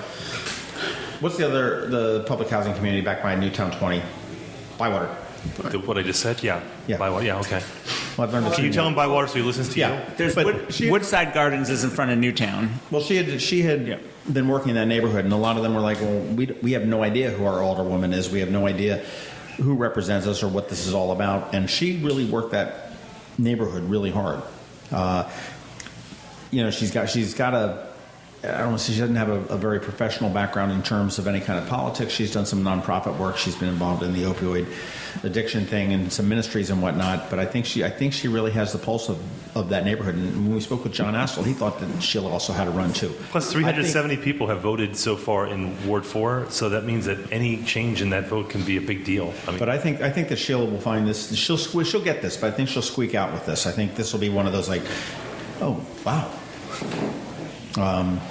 Well, that remains to be seen. Again, maybe there's more sentiment for change out there than meets the eye.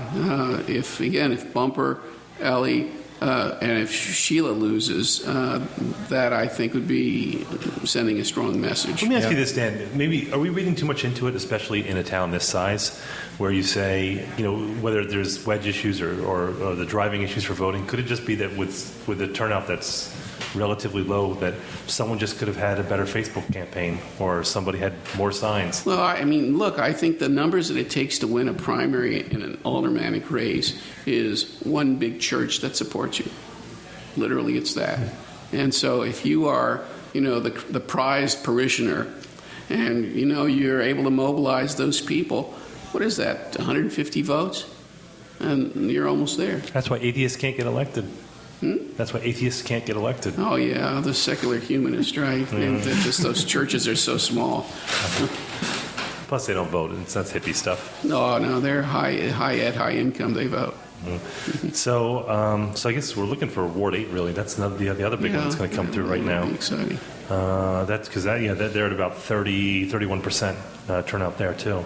Although Ward 2 had a really high turnout. Even with their numbers were relatively high. Where neither side is contested? Yeah, it's huge. So I'm going to call that right now. But I'm surprised with you get a turnout that is not contested. Yeah, that's right. Especially that high. So maybe the mayoral race was a driver in that one. Something. Why else would you go out and waste your time if you're just one vote gets the two candidates in for alderman? True. So. I just got a text too from a friend of mine that's done some work on campaigns, and she says that wards 3, 4, and 6 tend to vote very late, just I guess because of the bedroom communities, and they're 3, 4. So that there's any 7 o'clock numbers are probably not as valid. Why is it? I've often heard, and Dan, you could probably expound on this. I've always heard that Republicans vote late and Democrats vote early. That's true. Why? True. I don't know the absolute answer. I asked a question like that in a poll once. Do you do early voting or do you just wait for Election Day? And Republicans waited for Election Day. And the reasons they gave, some of them, they were just sentimental and thought that you should wait for Election Day as that's the day when everyone votes and that's that. I'm kind of like that. And then others said, and more cynically, less time for the Democratic establishment to manipulate the vote. And so a cynical attitude, this is in those days. As an establishment Democrat, I take issue with that. Well, maybe you would quit suppressing the vote, Josh. That's a good point. point. Be a problem. It's true. Josh vote suppressor Cohen. But that's true nationally, right? That early voters tend to be Democrats, so that's why the nationally you've seen the hue and cry about voter suppression as the elimination of early voting days. We could be targeted precincts that are closed down or left understaffed and so forth and so on. But that's the key, is that if you're reducing early voting, you're hitting the Democratic vote. It used to be the case that absentee votes were mostly Republicans, but that has changed too. I want to get back to something we mentioned earlier about the gerrymandered quote-unquote districts. Or quote-unquote gerrymandered. I was a journalism major, my friend. So, in the city of Annapolis, my personal opinion is the gerrymandered districts are a bigger problem nationally in terms of getting things done than even campaign finance reform. I just think it's a problem in terms of ultimately electing representatives who govern from the center. But in the city, we had a civil rights case 10, 15 years ago And the gist of it was the city council, because the way the wards were drawn, the city council never reflected the racial makeup of the city. You know, if African Americans were 30% of the electorate at one time and there were never more than 2 African American aldermen, and, you know, I don't remember the exact numbers, but the gist of it was that the court said the city needed to draw the wards in a way that would allow for more balanced representation on the city council. So the wards are gerrymandered, if you want to. He's doing a quotey thing. I'm doing a quotey thing, but in the sense that they're intentionally drawn to reflect certain factors. So let's explain. So what we're talking about is Ward 6. Is that Ward 6, which is the southern part of Eastport, and then it crosses Ward 5 in a sliver into Robinwood. Yeah, so right? I mean, some of the wards are totally funky if you look at them from above, you know. But the point is, the city's wards are not gerrymandered from a partisan standpoint. It's not like at the state level where, you know, you have one party controlling the legislature and the governor, and they ram through a legislative district map that favors one party. Every 10 years, the city redoes its wards. The last time we did it was when I was serving as mayor. We put together a bipartisan commission. We had representatives from both the Annapolis Democratic and Republican Central Committees. The city council, the commission forwarded a map, I believe, unanimously. The city council adopted it unanimously. So when you talk about gerrymandering, this is the long preamble to the point I'm trying to make. No, I know where you're going with this. Gerrymandering can have many meanings. The wards are not drawn just equal squares. They're definitely drawn to reflect different things, to keep existing neighborhoods together, to reflect natural topographic boundaries, to ensure that the racial representation of the populace has a decent chance of being reflected on the council. But they're not drawn in the city for partisan benefit. That's my point. So I had brought up when we Can I interrupt you real quick for a second? We were hearing that Gavin carried the Maritime Museum, but we don't have the numbers because they're screaming too loud. And the Eastport Firehouse, he also carried it, 228 to 115. So, and obviously that's not all the full numbers, but I mean, if those are the types of percentages that are coming in. So that's Ward 8. So that's theoretically then he should have Ward 1 and Ward 8, which are two huge wards, right? Yeah, and they're two critical wards. I mean, they're not probably the kingmakers that they were. Well, it's interesting, and if you look at the importance of contested aldermanic races on mayoral turnout, you had 2 of the most contested aldermanic races on the Democratic side in Wards 1 and 8, and it would be interesting to see what the correlation is between voters for Gavin and John Astle and voters for Ellie Tierney and Joe Budge on the Democratic side, and, you know, did one candidate drive votes for another and vice versa. Of course, we won't know that empirically, right? Right. So it's just guessing. Right. Right. All right, so going back to the discussion we just had, because now I'm interested. So if we look at the 2 most gerrymandered states, and Dan, you can correct me, it's commonly thought to be Maryland and Texas. So a Republican state and a Democratic state. Those are the 2 worst. And what Josh is contending, going, well, if you look at Annapolis, when we're looking at the traditional sense of the word gerrymandered, we're not gerrymandered, that it's reflecting the ethnic diversity of the city for the representation. So in theory, let's say, and we said that between 2000 and 2010, that the Latino population in the city doubled. So now it's approaching 20%. That in theory, you would look at the Latino neighborhoods, and there's essentially 4 of them in town. So you could say, well, we're going to carve out from 6, Forest Hills, and then over into Ward 5, which is right off Admiral Farragut, those apartments, which tend to be Latino neighborhoods. And there's a couple other ones because new immigrants always cluster. And that's just, I mean, you go back to Irish, Italian, Jewish, German, they do. So what you're saying is that maybe in, when's the next 2020. 2020. Well, yeah, but so that's when you look at the districts is with the new census? Yeah, so the next mayor and council will probably, it depends. I'd say that it'll either be the next term or the one thereafter. Yeah, 20 to maybe 25% of the city at that point is going to be Hispanic. Right. And they say we don't have any Hispanic. I mean, depending what happens with Mark. But at that point, they say, we're not seeing a reflection of diversity.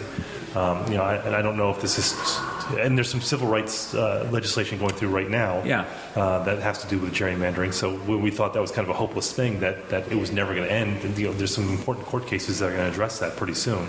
Right. But so you're saying that we could be looking at these wards, and in about 3 years we could be looking at these at breaking these wards out again. And Dan, I mean, he knows this backwards and forwards. That the ward redistricting commission, whenever the next city appoints that, is going to have to take into account that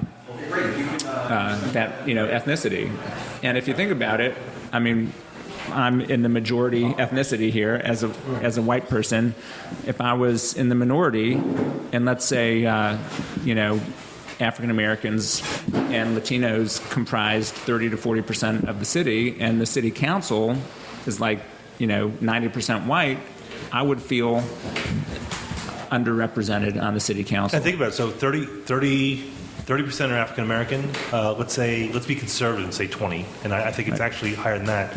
So you're looking at half the city is either African American or Latino, and so then you look up the makeup of the city council, and I guess that's when you say it's overrepresented or it's not. Yeah, and I mean there's always the drawing of a ward boundary does not determine who represents it.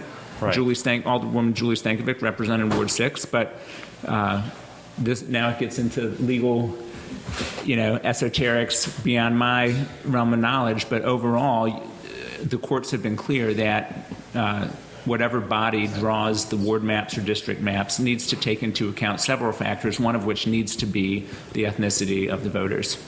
And that's where you get into a situation. What was John's? Yeah, I was just going to say, but isn't there a difference between the ethnicity of the voters and the ethnicity of the population? Because I'd argue that the ethnicity that you're talking about right now is not reflected in the registered voters. So unless that population becomes active and registers, then there is no change or a needed change. So what John's saying is that you can have something like Ward 8, which has the African American population, larger African American population, but if they're not, or wait, is that that's over in 6, right? So, but if you live in a neighborhood, if you live in let's say for example Ward 5. Ward 5 has got a relatively high population of Hispanic voters, let's say, but if they don't vote as often, if white people in... No, I'm saying that what you're saying is there are a lot of Hispanic people in the area that we call Ward 5, but that may not translate to voters. The voters, right? Yeah. And then. I don't know how the courts handle that. I need to read up on the case law again. I think they look at it just using census. They don't look at it in terms of turnout or registered. There was an issue that came up as to whether felons should be counted if in the state where they're ex-felons, right, they couldn't vote. And so the last time I followed this, the courts had agreed that you use the entire population. You don't carve out voters alone. And so I think that would be the case. The question of whether Latinos are treated the same as African Americans for the purposes of redistricting, that I'm not sure. My impression is that historically, African Americans had the bigger claim on being carved out. Well, it's because it's race versus ethnicity, right? Because you can have black. So black I don't Hispanic, know whether Dominican. Latinos are going to be able to go to court and say we're not sufficiently represented because we're 20% and we have 0 representatives. Because I'm not sure they're recognized in the same way as a group that merits it. Hey, we got somebody else coming in. This is Bumper Moyer just walked in. Hey, look at that. Hey guys, how you doing? We've also just other in here. John Booth was chiming in off of the back there, and he is a local Eastport resident. And also sitting in the corner, we got Scott MacMullan, who is a candidate for county councilman in District 6 next year. You're going to get texted about that tomorrow. Yes, you are. But anyhow, Bump. I'm getting you the numbers right now. Let me find it. Hold on 1 second. Let me see if I can get these. So Bumper Moyer, of course, running for Alderman in Ward 8. Yeah, Ross won about, these are rough numbers, give or take a couple, 420 to 280. He beat me by 93 up at the fire hall, the precinct that is that the people vote at the volunteer fire hall. And at the Maritime Museum, he beat me by about another 40 votes. I made it close down there. It was like 200 to about 163 or something, like 211 to 163, I think the final total was at the other one. I have them on my phone. I'll dig them up for you in a second. And these are coming from your poll watchers? Yeah, that was the poll watcher being me and my sister, yeah. Oh, you guys are poll watchers. That's fine. Bump, that's a really strong turnout. Here we go. Okay, these are the numbers we have. The fire hall, Gavin won by 108 votes, 223 to 115 over Astle. And Ross beat me by 90, I just have by 93. I have a number, hold on, for you in a second. At the Maritime Museum, Gavin won 238 to 130. And Ross beat me 201 to 164. So I lost by 37 down at that part. And Pantelides won 123 to 22 at the Maritime Museum. Okay. So my numbers are about a 60-40 split. Okay. Astle got beat pretty much bigger than that in Eastport, at least in the 2 Eastport precincts. Well, that was a good run you had, though. Yeah, I'm still trying to process it. I'm trying to think, did I want to lose by less and then be kicking myself in the butt? Oh, if only I did this. Or is it 60-40? Well, it's probably what you should expect running it, first time against the incumbent who doesn't have any strong scandals or anything like that, and he has the support of most of the ECA and the newspaper, and he's been there and done some things people are proud of, and he ran a good campaign. He got out there and he hustled, which is what he thought he had to do, and you got to applaud him for that. And he was always very polite and cordial to me the whole way through. So that's good. Would you have done anything different in this campaign? I don't know if anything different would have mattered. Honestly, I never trust me. I'm very self-critical. I'm still trying to process. I'm trying to process it. I don't think there's anything different that I could have done in these 4 months since my announcement that I could have done to beat Ross based on these numbers. The numbers are big enough, 60-40, that I don't know what I could have done. But actual votes, it's not that. Let's point this out. This whole every vote counts here. I mean, we're talking 211 to 163 people. So this is not a significant. This is not thousands of people. No. I made it close in my home part of Eastport, which is 6th Street down, and then up through the left side through into Watergate. I made a run for it for a first timer who didn't have any endorsements, who didn't raise a whole lot of money. I spent less than $2,000 in this whole campaign. But you ran an interesting campaign too, in that you would not take more than $25. No, I tried that. I tried that, and this is what happened on that. You come to a point where people are going to be insulted if you refuse their campaign donations. So I tried to give it to charity in the law office on the downtown, so I couldn't do it. It's illegal for me to give it to charity, the extra money. So say I was only taking $20 and somebody gave me $200. I couldn't take the extra $180 and give it to charity. So what I've done, what I did so far is out of my own pocket, because I thought it was the honorable thing to do, I donated $160 to Dewan's air conditioning when he was doing that's awesome. And then I went and donated $460 because somebody donated $500 for for the couple. So I figured, well, $40 is mine based on what I stated I would do. So $460 I went and donated to Colonial, so out of my own pocket. And then there's still some more money I should, I think, honorably come out of my own pocket and donate to whatever charities I can find, which will probably be another roughly 1,000. So it's cost me money. But I made a statement, and I think I should stand by it. It was a good run. So, and I didn't know. I may have made a statement differently if I didn't know that it was illegal to give to charities. Not to buy votes, just to give to a good charity. Whether it was, I was going to give something to the Back Creek Conservancy, the Spa Creek Conservancy, the Box of Rain, and all these charities I was going to give money to. Once I decided, okay, I'm not going to refuse this check or this extra money. But the law office said I couldn't do it. When we were just talking a couple minutes ago, you on the phone before you got here, you said you had some numbers from Ward 6? I just know that Shanika won. I don't have the numbers, but I heard that Shanika beat Dewan. And again, right now, if you look at the results so far, all the endorsements from the Capitol won. Okay. Pantelides, Buckley, Arnett, and Shanika. And we're hearing that Ellen Tierney in Ward 1 also. And she got the endorsement. It's not surprisingly. I mean, I'm not going to be surprised. I mean, earlier today, people were asking, "What do you think? How do you feel?"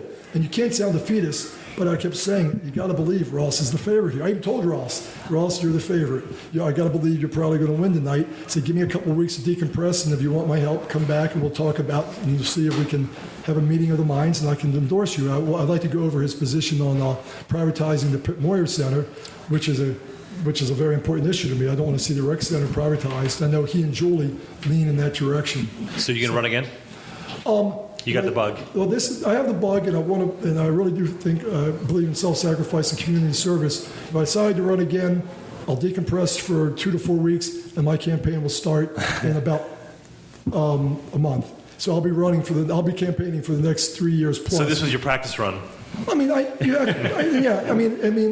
you have once you get the bug and you want to run, you've got to start someplace. You can't let the fact that you're the odds a big underdog stop you, and then you learn from the process. What could you have done better, if anything? Am I the right messenger for this community? Which I may not be. I may come to that decision. It's getting more and more conservative, or it's more and more going one direction that they don't feel they can connect to me. Look, I know. I'm just hearing, to interrupt you real quick, that Gavin has taken Ward 7 too. 118 to 104 in one precinct, and then 100 to 75 in the others. So that's it's good. There's going to be a bunch of wards where the turnout's going to be super low. So the only way Astor probably can come back is if he dominates 1 and 2. I can't at this point. He's got to compensate. I didn't know the results. Yeah. Oh, I didn't hear him. Gavin won like 2-1 in Ward 1. Gavin's already over 2,000 votes, from what I hear. It's not. He can't. I mean, I don't want to be a Debbie Downer, And what did you think of the magic number on a primary for a mayor? 2,000. I mean, is it in the Democratic primary? When I ran 8 years ago, when there were 1 million candidates, there was me, Zena, Trudy, and others, it got to like 3,800. So if you get to 2,000 votes in a two-way race in the Democratic primary, you've won. Yeah. Wow. You got it. And the interesting thing to me, because I'm a numbers guy, is to look at the money raised and the votes you got. So we were talking about that before. I would love to break down the number that everyone spent on this and find out what it is per. I'm way ahead of you. I am going. Good. To go, I'm lazy. So I'm going to go in the next few days, because I'm a numbers guy, and look at the 2 campaign finance reports leading up to this point. What was spent, not what was raised, but what was spent. And then divide the votes into that number, and we'll find this person paid $20 a vote. This person paid this. I think mine's going to come to about, if it's 280, probably $8 a vote, $7 or $8 a vote. Dan, what do you think? What do you think's normal for like a municipal election like this? Well, the amount raised is tiny, but the numbers of people who vote is also tiny. Right. And so if you're spending $10 a vote, that's a pretty large cost per vote. I think you're going to see. I think you'll see much more than $10 a vote. I think some of them are going to blow that metric out of the water. On the mayoral election, especially. Yeah. People I've talked to who live in Ward 8 and follow your race have been very impressed. You've impressed a lot of people with your heart for service. Mm-hmm. And for any candidate to come out of the box, never having run for office before, not being active in the ECA, which, as you know, is it's strong and powerful. Is a strong organization. They're power brokers in Eastport, at least at this point. An incumbent like Ross, who works hard and has a lot of support, and to pull the numbers you pulled is a real credit to you and your message, and you have a lot to be proud of. I appreciate that's a strong showing. I appreciate what you guys are saying, and my consigliere, so to speak, my good friend Patrick. You can leave that open. He said the same thing. I just don't feel it yet, not because I don't believe it, but I'm processing it. So I'm a numbers guy, and I'm still trying to process it in my own mind. I hear the message you're saying. I just don't feel. I just haven't made up my mind whether it's exact what you say it is. It's impressive, or it's so. Let me ask you: do you think that the people who voted for you were voting against Ross? I did. And are they likely then to switch their vote to Julie Mussog in the general? No, I don't think so. I don't think so. I think in the Democratic primary, I mean, there will be some I think more likely they won't vote than switch over. I think if I were to get out and do meet and greets and sit downs with Ross to a lot of my supporters, and he could sell himself and try to get over some of the negatives for the people that supported me, he could get that vote with my help, I think, because I know they trust me. I know they trust my sincerity. Again, I don't think they're going to. I think they're more likely to stay home than switch over. I think if I had won, and again, there's no way to know for sure. I think a lot of Ross's supporters would have went over to Julie. Mm-hmm. I really feel this. I'm hard to relate to for a certain type of person who has a certain portfolio. I don't have a master's degree. I'm not connected to the Naval Academy. I'm not on some board. I don't have an alphabet soup of titles or anything like that. I sell comic books for a living, or a small businessman, whatever you're going to say. They don't get it. They don't relate to it. They don't identify with it. And it was going to be hard to get their votes. I'm unqualified in their eyes just by my position in life. And I don't have to be at the conversation to know what the conversation was in a lot of circles. Oh, the comic book seller, why not get the lemonade stand girl down the street, you know? Winston Churchill had a kind of a cutting comment about Clement Attlee, where he was either a modest man or a humble man with much to be modest or humble about. And I think some of my opponents or people who voted for us would think that. But in my mind, there's nothing wrong with humility. You know what you don't know, and you're willing to work with other people and not try to do it alone and act like you know everything. And you can get a lot done that way. I'll grow from this. I grew from 4 months. Trust me, some of the things I was capable of doing. I know each time I performed in front of an audience, I got better, less nervous, and more comfortable with myself. And I don't know how much that changed votes or not. But again, I was in it for 4 months. Obviously, 4 months wasn't enough. Ross had still a lot of positives going for him, and that won the day. So, yeah. That's the fifth Winston Churchill quote we've had tonight. Is it really? No. Oh. But it's always Winston Churchill was great with cutting remarks on people. You know, he said, an empty taxi cab pulled up and Clement Attlee got out of it. Got a thing, for example. You know, he had comments for lots of people, not just him. But again, I don't have any problem. I don't have any problem with a little humility and being a little humble. Oh, still, it's an impressive showing for the first race. I'm glad you guys think so. And again, I may agree with you tomorrow. I mean, I haven't had much sleep for 3 or 4 nights. You can hear it in my voice. I've worked. I didn't lose it because I was lazy. I may have lost it for lots of reasons. I didn't lose it because I was lazy. Well, you were also in one.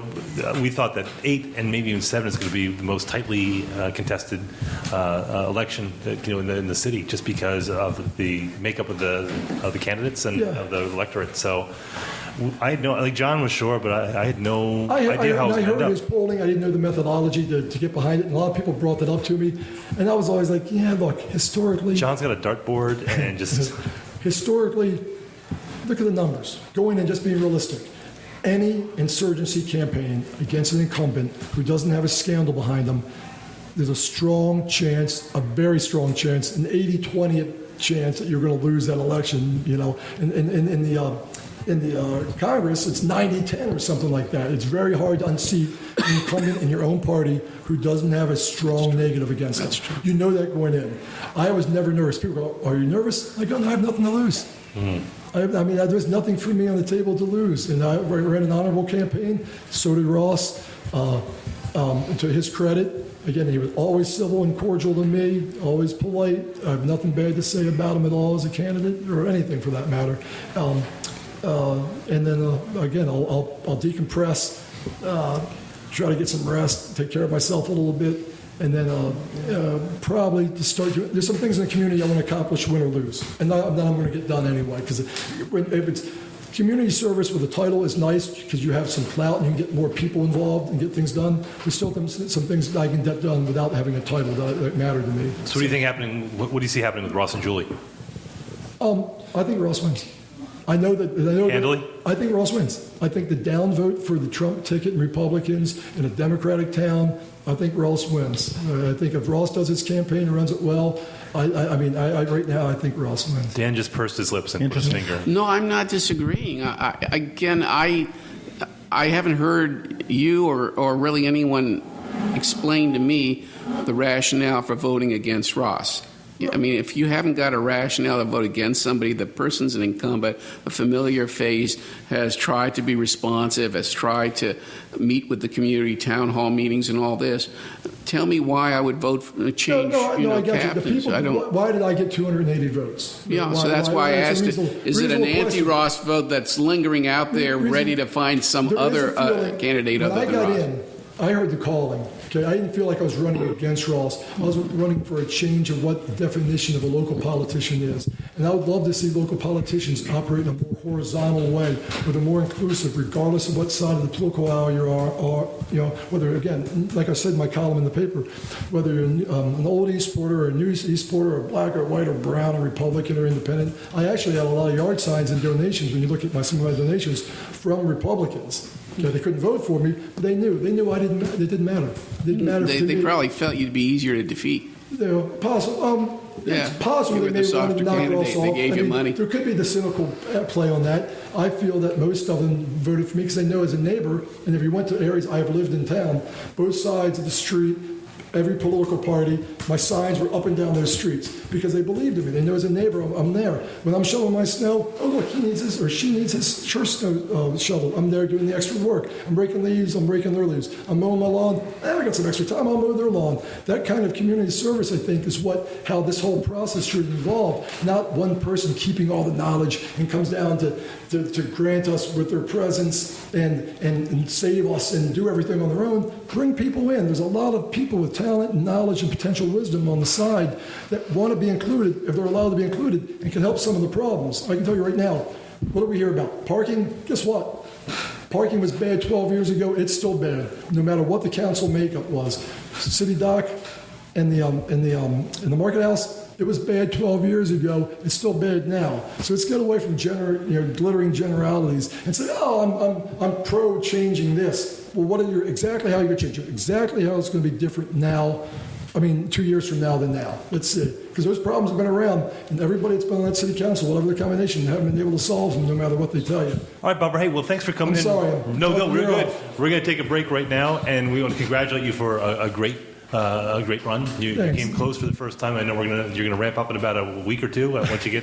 So we'd love to have you on again. But we need to excuse Mayor Cohen from class 2. He said he had a. Yeah, this is going to be the first Annapolis city election in like 20 years where I'm actually going to be home in time to put my kids to bed. So okay. Oh, you're going to raise your kids. Well done, Mayor Cohen. So all right. So thank you to Moyer just came in and Josh Cohen. Thanks for coming and hanging out with us. You it was bet. fun. And I just want to make a point before you break that, and you can hear it in Bumper's voice that, on the one hand, people are sitting back looking at the numbers and analyzing the different things, but these are all people who feel called to serve their community, and they put their lives on hold, their work on hold, their families on hold for months at a time. And, our community is a lot better for it. For people putting ideas forward and putting their heart and soul into these things. So win or lose, all the candidates tonight should be commended. That's an awesome point. Thank you. And before we go, your podcast. I have a podcast, More Power to You. Well, thank you. Now, You're your welcome. podcast is... More Power to You. It's about energy. Get it? More Power to You. Gotcha. All right. Check it out. No, it's an awesome podcast. We listened to him, and within like 2 episodes, he far surpassed us technically, which is not difficult to do. But thank you for your help, by the way, and guidance, as well as Scott MacMullan, who you guys helped me out getting started. Yeah, he came over to my house. He hung on my shoulder, watched me edit, and then he'd be like, "Why are you doing that?" I'm like, "Because this is how we do it." He goes, "Wouldn't it be better to do this?" And I'm like, "Get the hell out of my house." But more power to you. So go to Apple Podcasts and download and subscribe and listen to it. It's really an awesome podcast. Yes.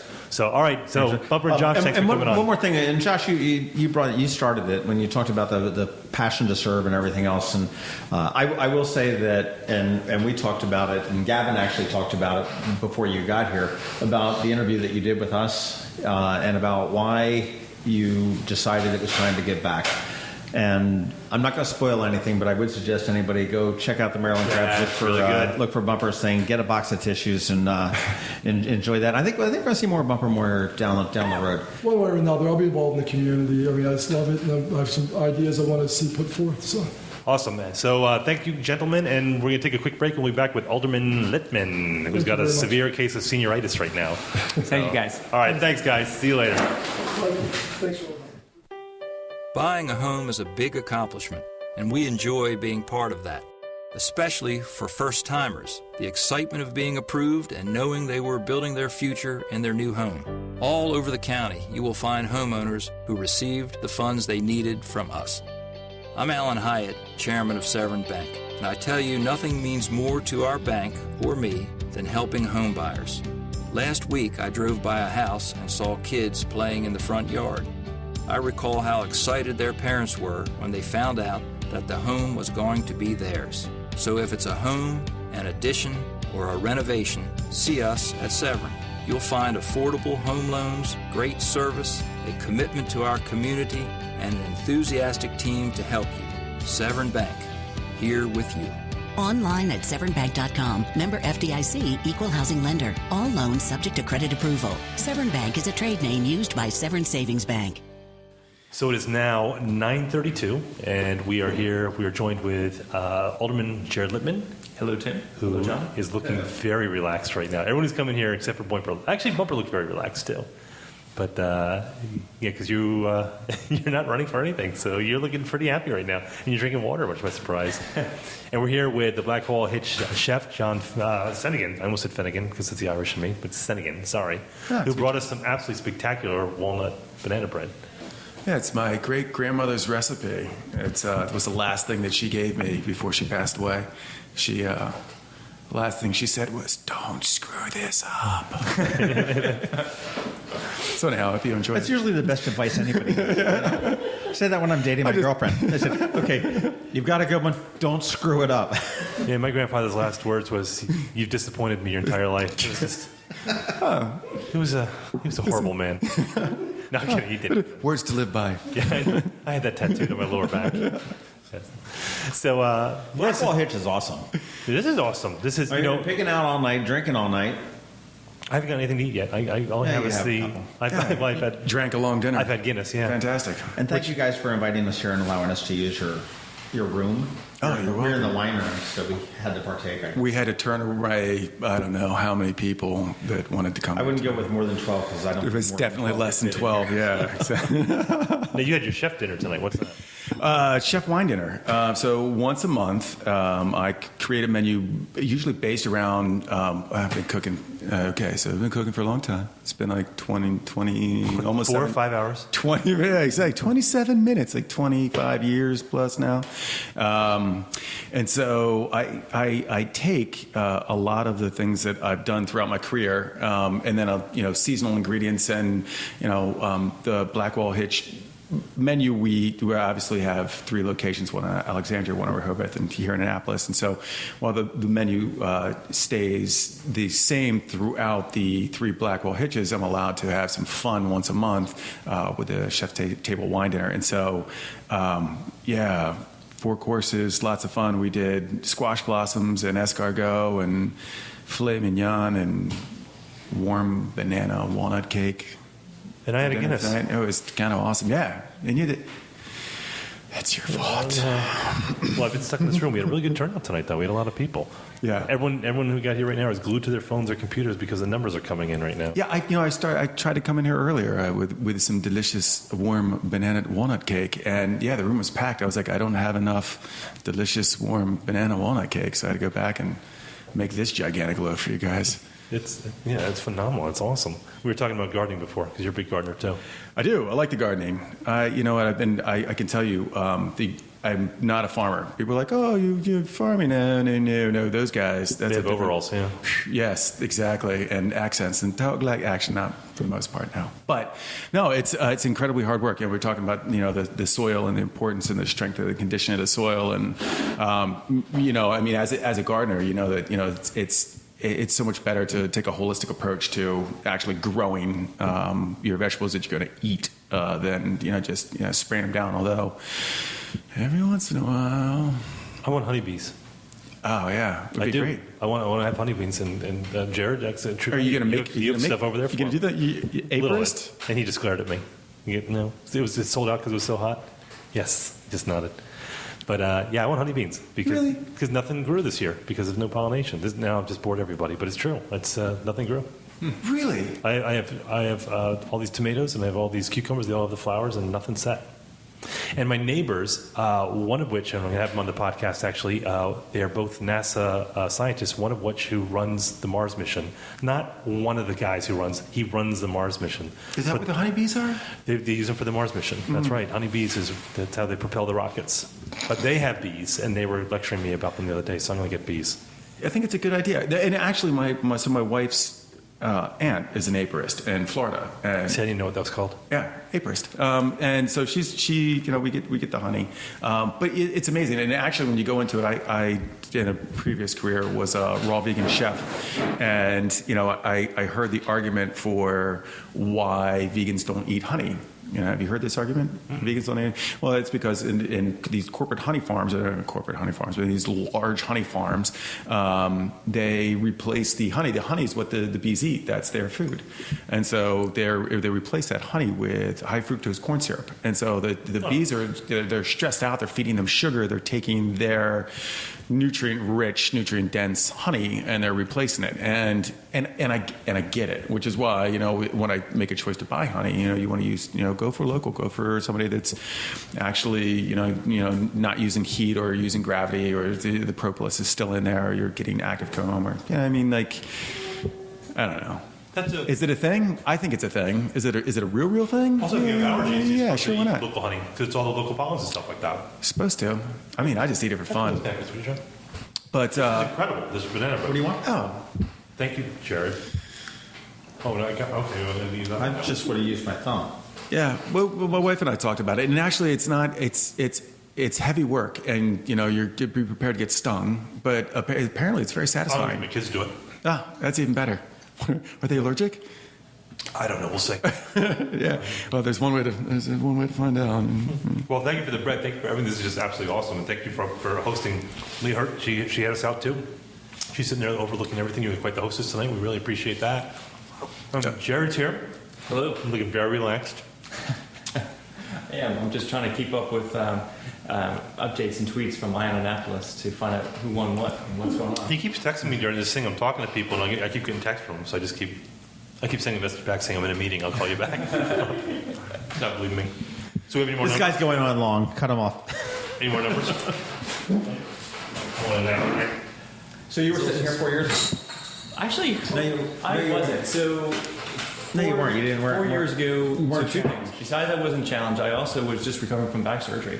So I was very lucky that I was not in competition because I was in no shape to be walking around, door knocking, campaigning, proper. I was, recovering from, like I said, back surgery. So I'm got past that now and happy to be moving on. Happy to be here, relaxed and without competition because I'm not running.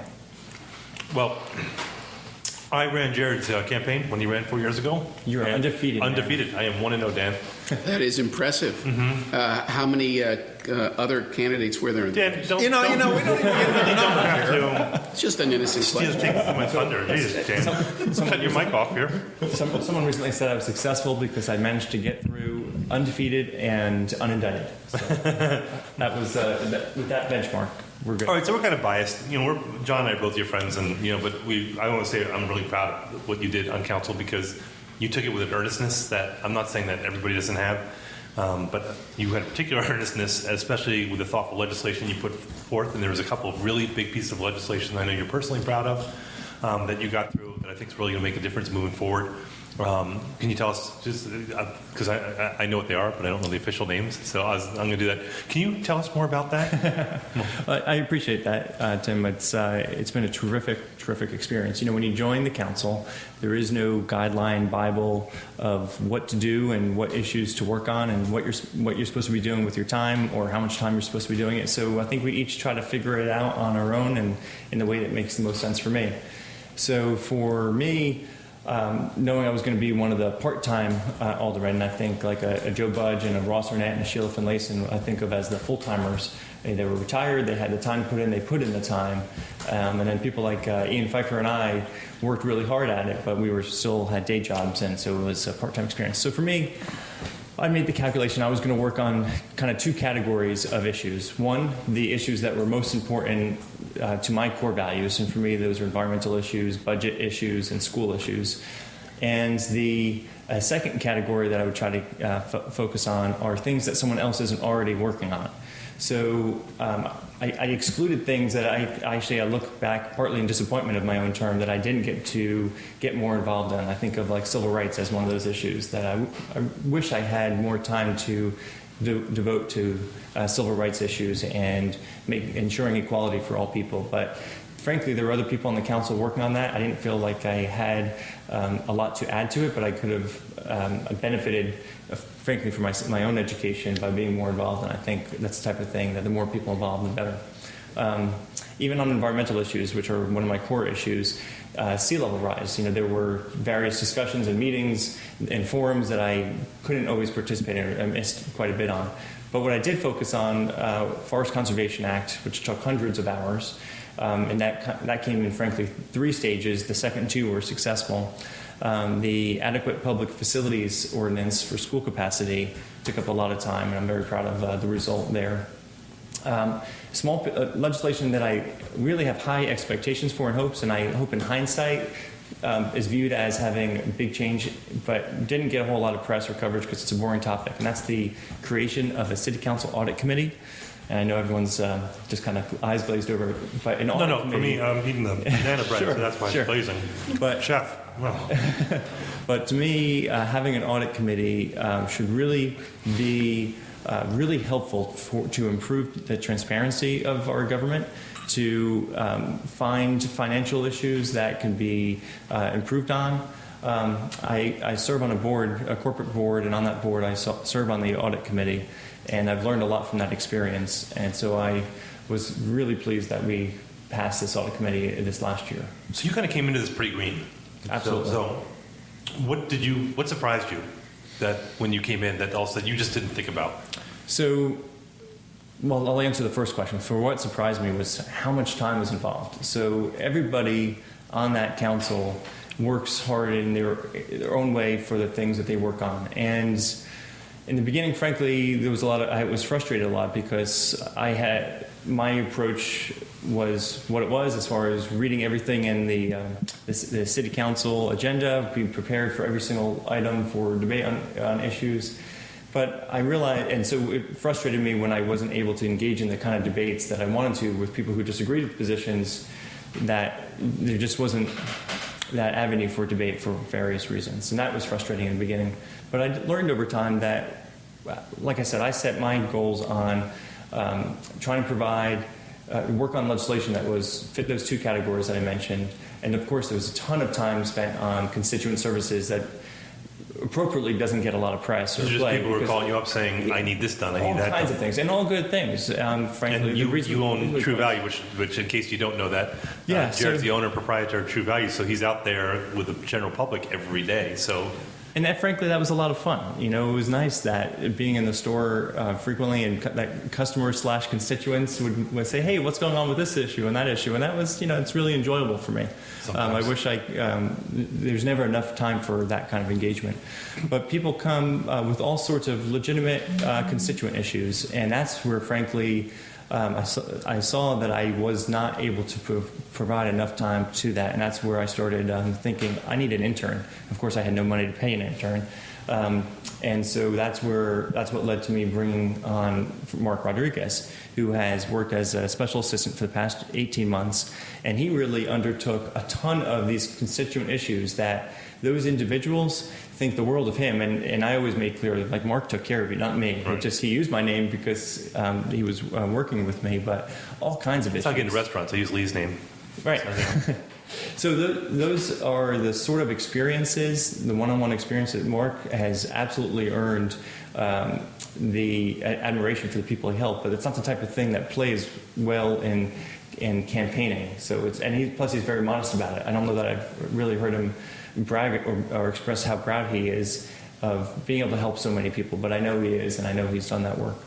So that's been really rewarding. There's so many different department heads and working on so many important issues that it's tough to get involved in all of those issues. And again, I think Mark's been really helpful on that kind of work with me. Yeah, so we don't have those numbers yet, do we, John? Look at Ward 5? No. Okay. Back to you. Thanks, Chef. Chef's taking off after bringing us delicious food. So, Chef John, thank you very much for coming in and hosting us today. We really appreciate that. What time's breakfast? What time is breakfast? At my house, it'll be at 6:30 in the morning. Good. I'll hit it on the way to the gym. Exactly. All right. Lee, you can give me directions, right? Fantastic. Just make sure you honk a couple of times before you pull up, so I know who it is. Thank you very much. To meet you. Good luck Awesome. with your garden. Keep up. So Take care. Pleasure. See you next time. Yes, sir. Nice seeing you. Thank you, Chef. Appreciate it. Thanks for coming in. So, other legislation, the non-discrimination ordinance, and that was something that Mark and I introduced to the council, and we got a lot of stares of really you want us to get involved on this issue because it was really potentially controversial. But Mark did a great job packing the house, helping people understand why it was important legislation and the impact it would have on their lives.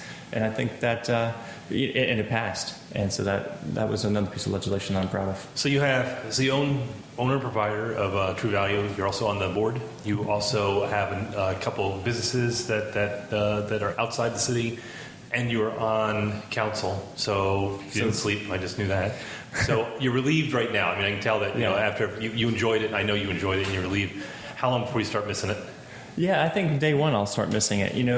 There's I enjoy diving in on the policy issues. That's really an enjoyable aspect of trying to identify problems, work with colleagues, work with the citizens coming from whoever, some city, mostly city, but not always the city, saying here are various problems, here are various solutions, and then working with colleagues to come up with a result that improves the situation. And so I had a number of those experiences. The constituent services is frankly also enjoyable. Really solving problems for people and being responsive and having people appreciate that back and forth. I'll miss all of that.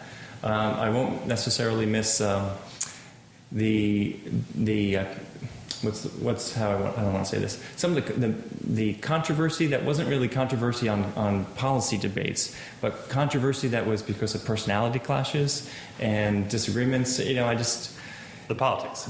I suppose that's a way to say it. In the business world, you as an employee, you think, if I was the employer, if I was the boss, it would be that's going to be king of the hill, and you get to be the owner of a business, and if you're fortunate, and I was extremely fortunate, I had the opportunity to buy my in-laws' business, but you realize that you're not the king of the hill. You're now working for all of your employees, you're working for all of your customers and your vendors, because you need everyone to work collaboratively, understand what the goals are, and be on board. Because frankly, if you want to be a dictator, your employees are going to quit, your customers aren't going to shop at your store, and your vendors aren't going to want to do business with you.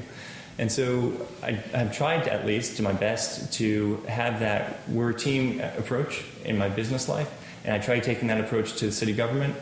And for when it worked, which was often, it was very rewarding.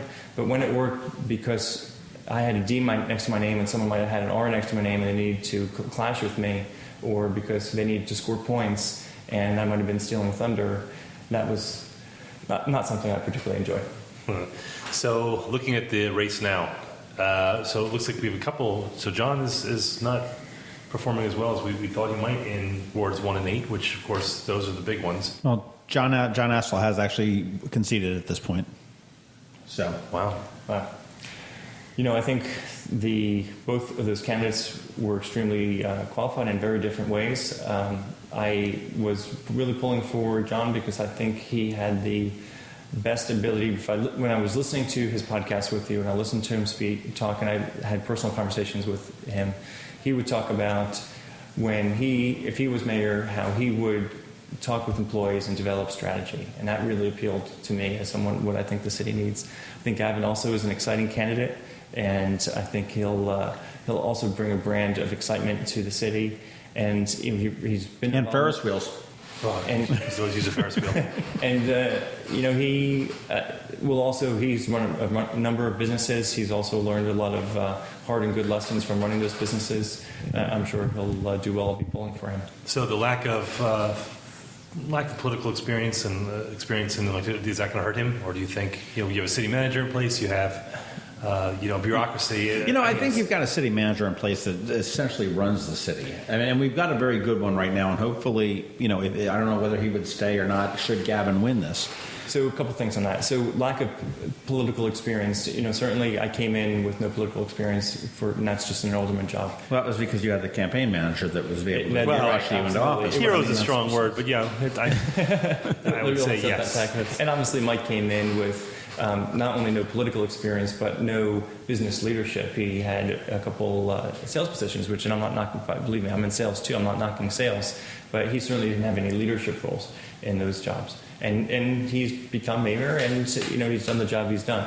So I don't think anyone will hold Gavin's lack of political experience against him. And he'll be surrounded by the 600 or so, 650 employees that are actually doing the day-to-day of running a city government, just like Mike had. So, Dan, did it surprise you at all? The numbers? Yeah.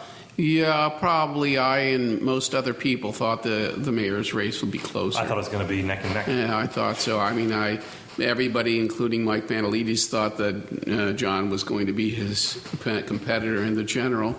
And oops, the world turned out a different way. And I think it's a pretty strong message. I think that Democrats felt that the contrast between John Astle, a person who's been living in one house for 46 years and has been ran for office here for mayor in 1981, against a guy who's 33 years old and looks pretty dynamic, has his stump speech down pretty well. He knows what he's defending in terms of his record. And John couldn't explain what he had done for the city of Annapolis twice when he was asked at the meeting. That was brutal. That was brutal to watch. Terrible. I mean, it was just, to my mind, that was all you needed to know about his ability to think on his feet. And then it goes to the narrative. You're kind of old for this. You're not ready for prime time. You're past. And I think that was the message that we saw conveyed. All right, to Dan's point, and I talked to you, John, after we interviewed him last week. And I was acutely aware during the interview, just saying, there's no specificity to his message here. And I knew, was asking the questions, that it seemed kind of platitudes, and it came, and the argument that people had with me going, he knows how the system works, he has to get in there, and so people are going to vote for him because of the personality rather than the platform. I think what Dan's saying is that that's not the case. And I think I always thought that Gavin should have used as his slogan a better vision, because he's not there. What was the slogan again? A better vision. Yeah, a better vision, because he's he's kind of at a high level. I'm Australian. What was his slogan? I couldn't tell you, but it wasn't that. And to me, having listened to him a few times, I'm not going to say that his trolley idea is that appealing, but it is an out-of-the-box way of thinking about how to solve and approach problems.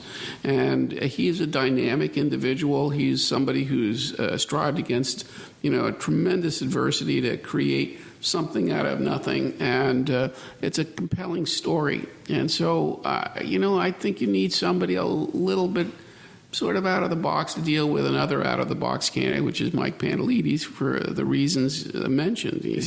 But is Mike out of the box? I mean, Mike seems pretty. Mike Pantelides is out of the box in 4 years ago. He came out of nowhere. Well, dark horse, but I think he was kind of a textbook campaign, wasn't he? I mean, there was nothing.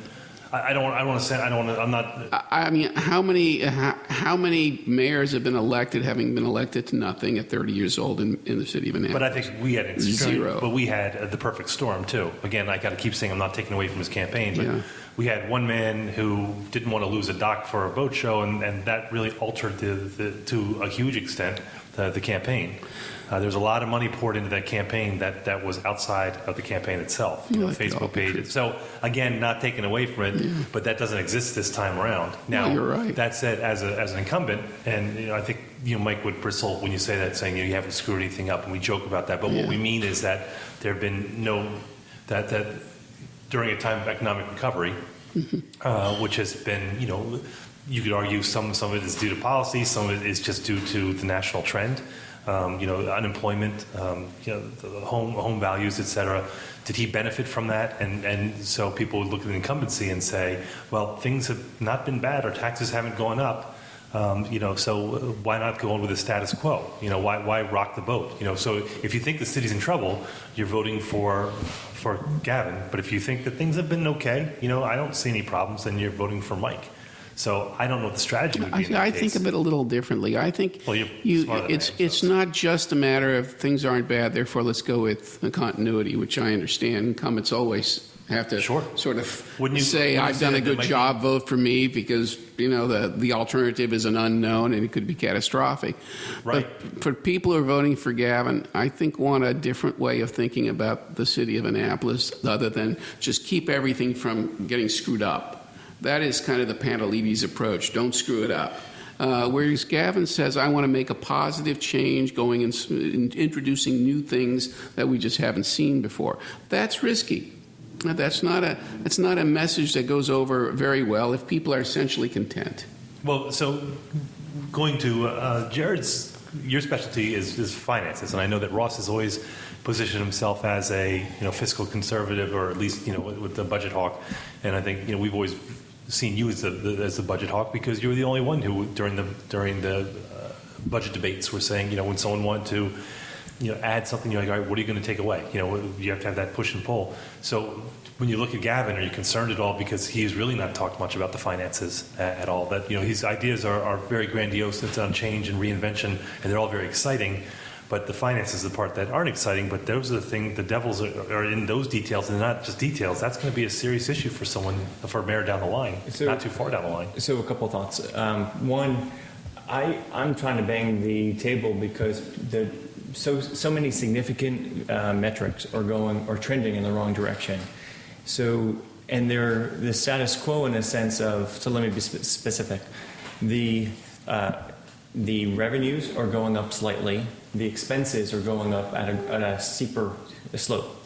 So very quickly, it's not hard to, if you can visualize, a steep slope of expenses going up, a much smaller slope of revenue coming in to pay for those expenses. So we're on a path where our expenses are going to exceed revenues. So the status quo to me on that metric, on those two metrics, are extremely scary. So having someone that is willing to dive in and effectuate change to fix something is very appealing to me. That's why Gavin will have my support on that issue. Other issues for finances that are scary to me, we are borrowing money at a very high rate. Yes, Mike likes to say it's a status quo budget, but the status quo on our borrowing was established when we were going through a terrible recession, and we're borrowing money for all kinds of things that should be paid for out of operating dollars, not out of borrowed funds. So again, the status quo on borrowed money scares me. As far as Gavin's ability to tackle these issues and change the status quo when he's not talking about finances, I'm actually a lot more at peace with Gavin tackling that. When we talk about someone who's been running these businesses, he's had to make a bottom line. He's had to make a payroll. And he, like me, if he needs more revenue, he can't just raise prices on his products, just like I can't just raise prices on my products and expect to have the same volume of those items just at higher revenue. And the analogy I'm trying to make there is with taxes. You can't just raise taxes and think that everyone's going to be okay with it. So you really need someone who can take a holistic approach to what the city does and work with the council in a collaborative way to come up with what are we going to priorities, what are we going to pay for. And I think Gavin will actually excel at that. So what's your prediction for the election? Oh, I'm not in the prediction business. That's John's business. I'm in the. I try to identify the issues and help make sure we're talking in language that we can understand. And I'll leave it to the voters to decide which of those issues are important to them. Well, Dan is in the prediction business. Yeah, sure I am. I've taken no polls. I have no empirical data. Therefore, anything I say is based on hunches and personal opinion and biases. And you still want my opinion on this? Yeah. Well, I'd say it's one of the two who will win, and the one who gets the most votes. So you're running for something? What the hell? No, but I was going to ask Jared a question. I'm thinking about how easy it is to create coalitions in the council, and how much of a role the kind of demeanor and personality and also the vision of the mayor, how important a role is that in being able to corral the council around either a piece of legislation or a broader vision of things. Because, I'm wondering to some extent, does Gavin is he too much with a better vision, a vision that hasn't yet trickled down to the council? And so he's going to come in there saying, we got to think, Netherlands, and the council will say, what are you talking about? Is that a possible problem? So here's how I'll try to address it. Number one, on the council and the day-to-day business, when we're not talking about the election, the letter next to our name, D and R, really mean nothing. And I know people say, oh, this person didn't support that because of D or R, or the media, no offense, John, says it's playing politics. But 99% of the stuff we deal with, that doesn't come up. I have been aligned with Fred Payon, who's a Republican, on probably more issues than I've been aligned with Sheila Finlayson, who's a Democrat. Sheila and I butted heads for probably the first 3 years until we finally figured out a way to talk to each other. And now I think then by the end we were quite collaborative in our approach with each other. So in our relationships with each other, I think is more based on our view of that particular issue. So the day-to-day working with each other, we haven't been obstructionists, and I don't think anyone has been, including Mike, I don't think anyone's been obstructionist based on the letter of our party. The issue that Mike has encountered is, take the budget for example. He did not engage the council members on the budget at all. So the very first time we discussed the 2018 budget, the budget we're in right now, and as of all 9 of us, was in the middle of June. We had to pass the budget in June. So this was not someone who was taking the approach of, let me work with the council and try to work together and figure out issues. I'm hopeful that Gavin will come in, and I've heard him acknowledge that he doesn't know everything, which is a big relief to me, because none of us know everything. And for someone to at least admit that they don't know everything and be willing to listen to other people's views is a huge step of progress in my mind. And so for him to come in, I think he'll have a fresh view and say, council members, I'm new to this. I want to hear what's important to you. And this is what's important to me, and have those discussions much earlier on before he even has to come out with his first budget in March. I think there's a much higher likelihood of success and collaborative working together with Gavin. So you thought that Mike would, it's a lack of time, and in other words, he would not present budgets and other things that he wanted passed or whatever in a timely way so that you could then think about it, chew on it, and then get back to him, perhaps interact? The budget was one of the few issues that he had to take the lead on, and that's by code he had to take the lead on. And there was no collaboration before he came out with his budget.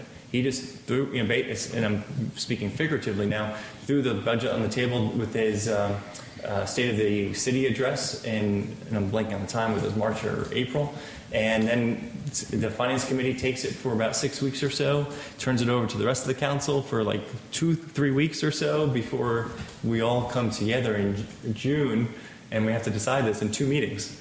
And what inevitably happens, because it's happened all 5 years, including my first year with Josh Cohen, is everyone says, well, those are really good points, but it's too late in the process to fix that. It's too big of an issue to tackle. We need to do that much earlier in the process next year. But this was a new process this year, wasn't it? The budgetary process? No. So last year it was an attempt at this new process called the programmatic budgeting, right? Which is a fancy way of saying, instead of doing line items where Tim gets paid for this, John gets paid for this, and Dan gets paid for this, programmatic says we're going to have Public Works have this much money for this particular project. And Tim, you might spend 20% of your time on that project, so you're funded out of that project. And John might spend 5% of his time, so 5% of John's salary would come out of that project. So that's the difference. But it didn't work terribly well last year, which is not surprising. It's a really complicated change to make, and really to make it work, you really need to do it for 2, 3, 4 years. I'm sure you know this a lot better than I do. Well, it's Bob Agee's thinking, isn't it? Yeah, but the mayor and the administration just gave up on it. So we did it once last year, and then this year we're back to old style of budgeting, and we have the budget slapped on the table for us to consider, and then we get to the end of the process, and people say, those are points we should consider next year. Let's start talking about the budget much earlier in the process next year. And next year it happens the same way as it did the year before. For the casual viewer, and for people who consider themselves wonks, the budget is such a hard thing to get your mind around, and watching the debate. You know, I watch the city council meetings every, Monday or whatever it is, every other Monday. And after a while, I start to glaze over because the process so when you talk about what the issues are important to the electorate, I think the budget is just so off their radar because it is just not a sexy topic at all. You know, this is only something that the people who want to get in the weeds get into, and there's very few of those. I mean, if you like the concerns that we're talking about right now, I think for anyone who's listening to this part, where their eyes do glaze over, where they're saying, I'm not getting this, and you can just say, if I can boil that down, saying the city is in really bad shape. That's the accumulation of so the city's not on the brink of bankruptcy, so I'm not trying to portray that it is. It's not. The city is in okay, stable position. What I've been trying to say is we are so far past the recession that we've been wasting the past 4 years where we could have been redoing our finances so that we are on more sure ground than we are currently. You know, I just saw a blurb in the newspaper when the mayor was talking about in 2018 we're going to be tackling Hillman Garage. Hillman Garage should have been talked about and start having funds set aside already. We were supposed to be tackling in 2018 sea level rise and funding, and there was a hope for basically $4 million to come in. Well, what is the city doing? First of all, $4 million is going to be a figurative drop in the bucket, no pun intended for the sea level. None taken. Yeah. But so the city really should have been planning for sea level rise and nuisance flooding a long time ago. Back in 2013, when this administration started, we were already on good financial footing. We were not using the budget to pay for payroll, like I just read about in the newspaper. That's false. The city was already saving an average of $5 million a year in surplus funds under Josh Cohen's term. As compared to this past budget, Mike brings a budget to the city council where we have a surplus of $10,000. We're going from saving $5 million a year to now Mike wants to save $10,000. Well, that's just not enough money to have in surplus. Well, I think he took a hit in the debate, which was the League of Women Voters. Were you at that one? Yeah. And so tell me if you think, I think that he actually, that really kind of stung with him was when they got to the flood mitigation in downtown, and where they asked the other candidates saying, hey, what would you do to handle that? And all three of them said this should have been handled already, which didn't answer the question, but all three of them said that in kind of chorus, and I think that really kind of hurt Mike in that debate. Well, to be honest with you, Jared is clearer about a lot of things than much of that debate, in the sense that he has a certain familiarity and fluidity of delivery that makes it easier to understand the process and what hasn't happened and why it hasn't happened, how the timing went. Because flooding has been an issue in perpetuity. I mean, we lived through Isabel, and that was a catastrophic event all through the county. Yeah, but for the average electorate, for the average citizen who lives downtown, you saw Eagle Alley getting torn up for the better part of 7 months. Yeah. And still, every couple of days, you can't get the pips for a hot dog. He couldn't change anything. The money was frozen as it was. I mean, he shifts the blame to process. He says he takes no responsibility for the outcome. He says the process was too far advanced when I got there, and thus I had no choice but to go forward with it as it was. That's his explanation. You can take it or leave it. But is there truth to that? I don't know, Jared.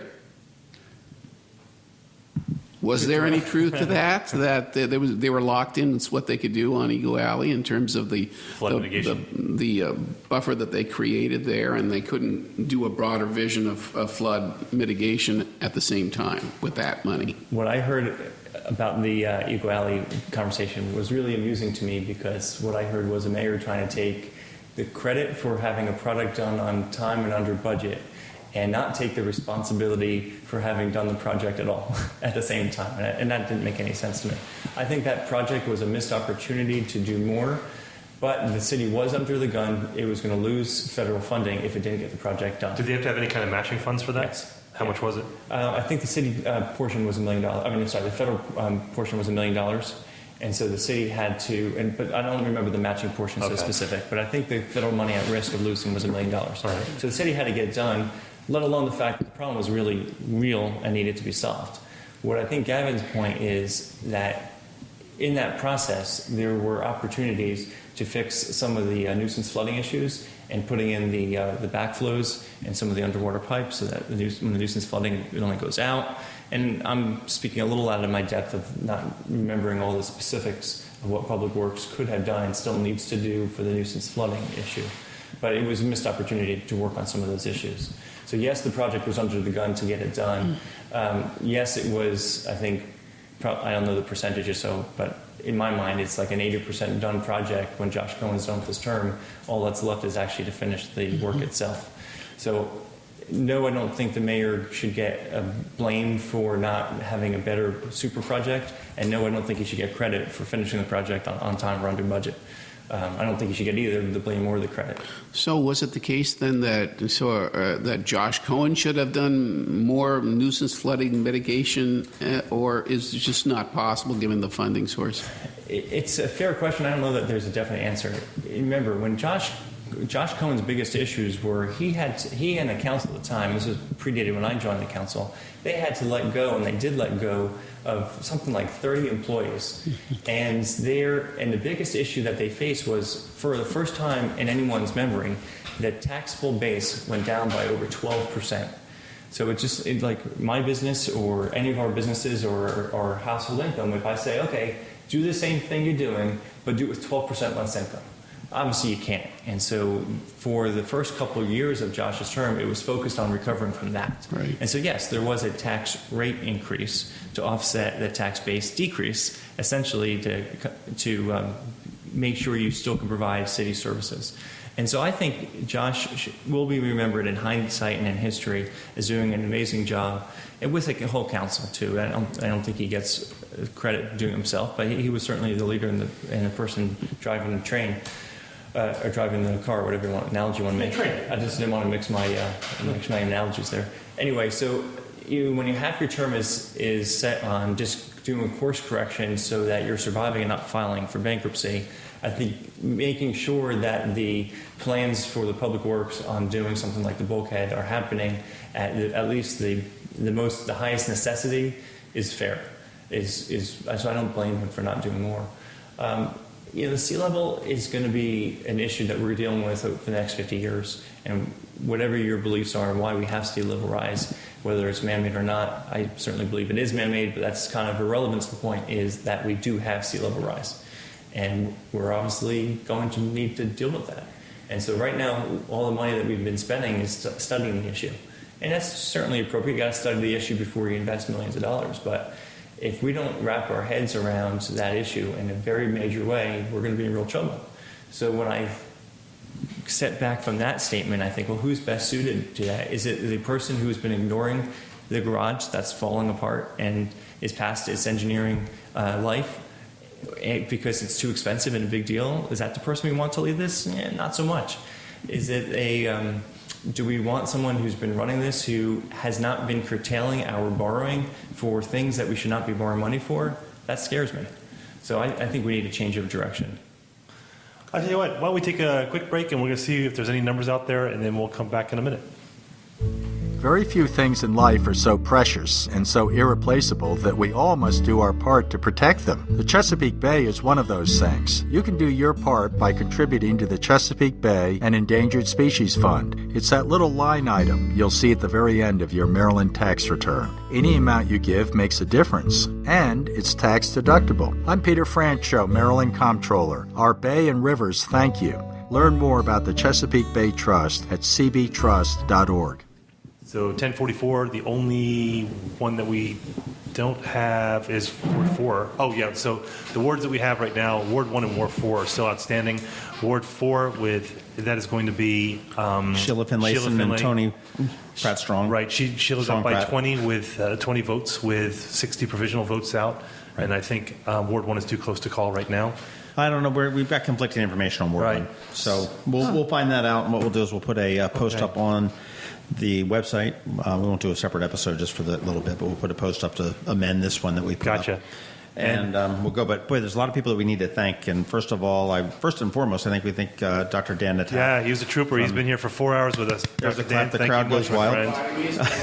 Yeah. From Anne Arundel County Community College. We've also had stopping in here tonight, and keep up with me, Tim, because I don't know whether my list is complete or not. But we had Mayor Pantelides. Yeah.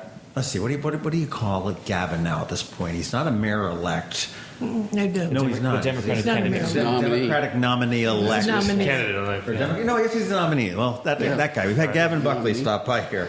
We had Josh Cohen. We have former Mayor Ellen Moyer. So that has a potential of 4 mayors in one night. Yeah, she's still hanging with us still, eating banana bread. That is true. We had Arlene Berlin. We had Alderman Jared Littmann, who is doing his swan song on the way out right now. We had candidate David Frankel stopped in, candidate Julie Mussog from Ward 8, Chef Jonathan Seningen, who talked about the great food here at Blackwall Hitch, and certainly Blackwall Hitch is great for having us here. Bumper Moyer, who came in to talk about, really gracious. Yeah. Really gracious about Lizzie. And you raised a good kid there, Ellen. Mm-hmm. Bumper, you raised a good kid. He's much more gracious than his mother. Michael Hughes from MH Media. Scott MacMullan was here. John Booth was here, who's a resident of Ward 8. And I think that's kind of about it. Maybe a lot of people came in and out of here, but exciting. Elections are always exciting. You know what? To Jared, what's this your swan song? So great. Well, I appreciate you guys having me on here as well. I don't know how many more times I'll have a chance to say a few thank yous publicly, so I'll take this chance if you let me. Number one, I want to thank the people who helped me throughout the campaign. You, Tim Hamilton, Mary Ewenson of Spin Sheet, Mitch Krebs, as treasurer, Elvia Thompson from Annapolis Green. Throughout would give me advice, give me commentary on topics that I threw out at you guys. Didn't always take your advice. Anything that didn't go well is my fault, and anything that went well, I give you guys the credit. Mark Rodriguez was a huge help to me in the past 18 months, handling just so many number of issues on legislation, working with even colleagues on the council and department heads, and work on constituent services. I really appreciate all the help Mark provided. So many private citizens peppered me with questions that really challenged me, and I really appreciate it. People like Janet Norman come to mind, Jessica Packler, Diane Butler, Rob Savage, provided lots of expertise and assistance throughout the Forest Conservation Act. Any legislation that had my name on it that was big, like the Forest Conservation Act and adequate public facilities, was all done building off of people's work that preceded me. People like Ian Pfeiffer and Sheila Finlayson worked on forest conservation. Ross Arnett worked on adequate public facilities before me. Ross Arnett and Joe Budge and Ian Pfeiffer in particular really supported legislation I worked on throughout my term, so I just want to express my appreciation to them. And then my other colleagues as well in the City Council. We didn't always get along, but I think everyone had something to offer and improve the city, and that includes Mayor Pantelides, Kenny Kirby, Rhonda Pindell Charles, Fred Payone. So I enjoyed my time, and good luck to everyone who serves. And plus your family that you always say put up with you being absolutely. out all the time. Yeah, and my staff at KMB True Value who ran things when I wasn't there. Mm-hmm. Well, yeah, we were saying today that they're going to want him to run for governor or something soon. They're going to try. We said they're going to do a write-in campaign, get me back out of the store. Yeah. So my family has been terrific. They've been supportive and accepting that I won't be home certain nights and won't be around for everything. So, and you're out drinking with reprobates on a Tuesday night. Yeah, so. Exactly. All right. Well, thank you to everybody, and thank you again to Blackwall Hitch and Lea Hurt and everyone who made this happen. And Dan, thanks again. Sure. You were a trooper the whole night. So, and for Mayor, we need to see if we can twist Dr. Nataf's arm for October 15th on a debate. I think we're going to see him out there. We'll see if we can beat him up in the parking lot. I'll put him in the trunk of my car or something like that. So, all right, folks. Well, thanks for tuning in, and we will see you on the debate. This has been the Maryland Crabs Podcast with Tim Hamilton and John Fernay. Sure to follow them in all the regular places, Facebook, Twitter, YouTube, and online at themarylandcrabs.com. Take a moment to rate us on iTunes. Now, get the hell out of my kitchen. Seriously, go! You're still here? It's over. Go home.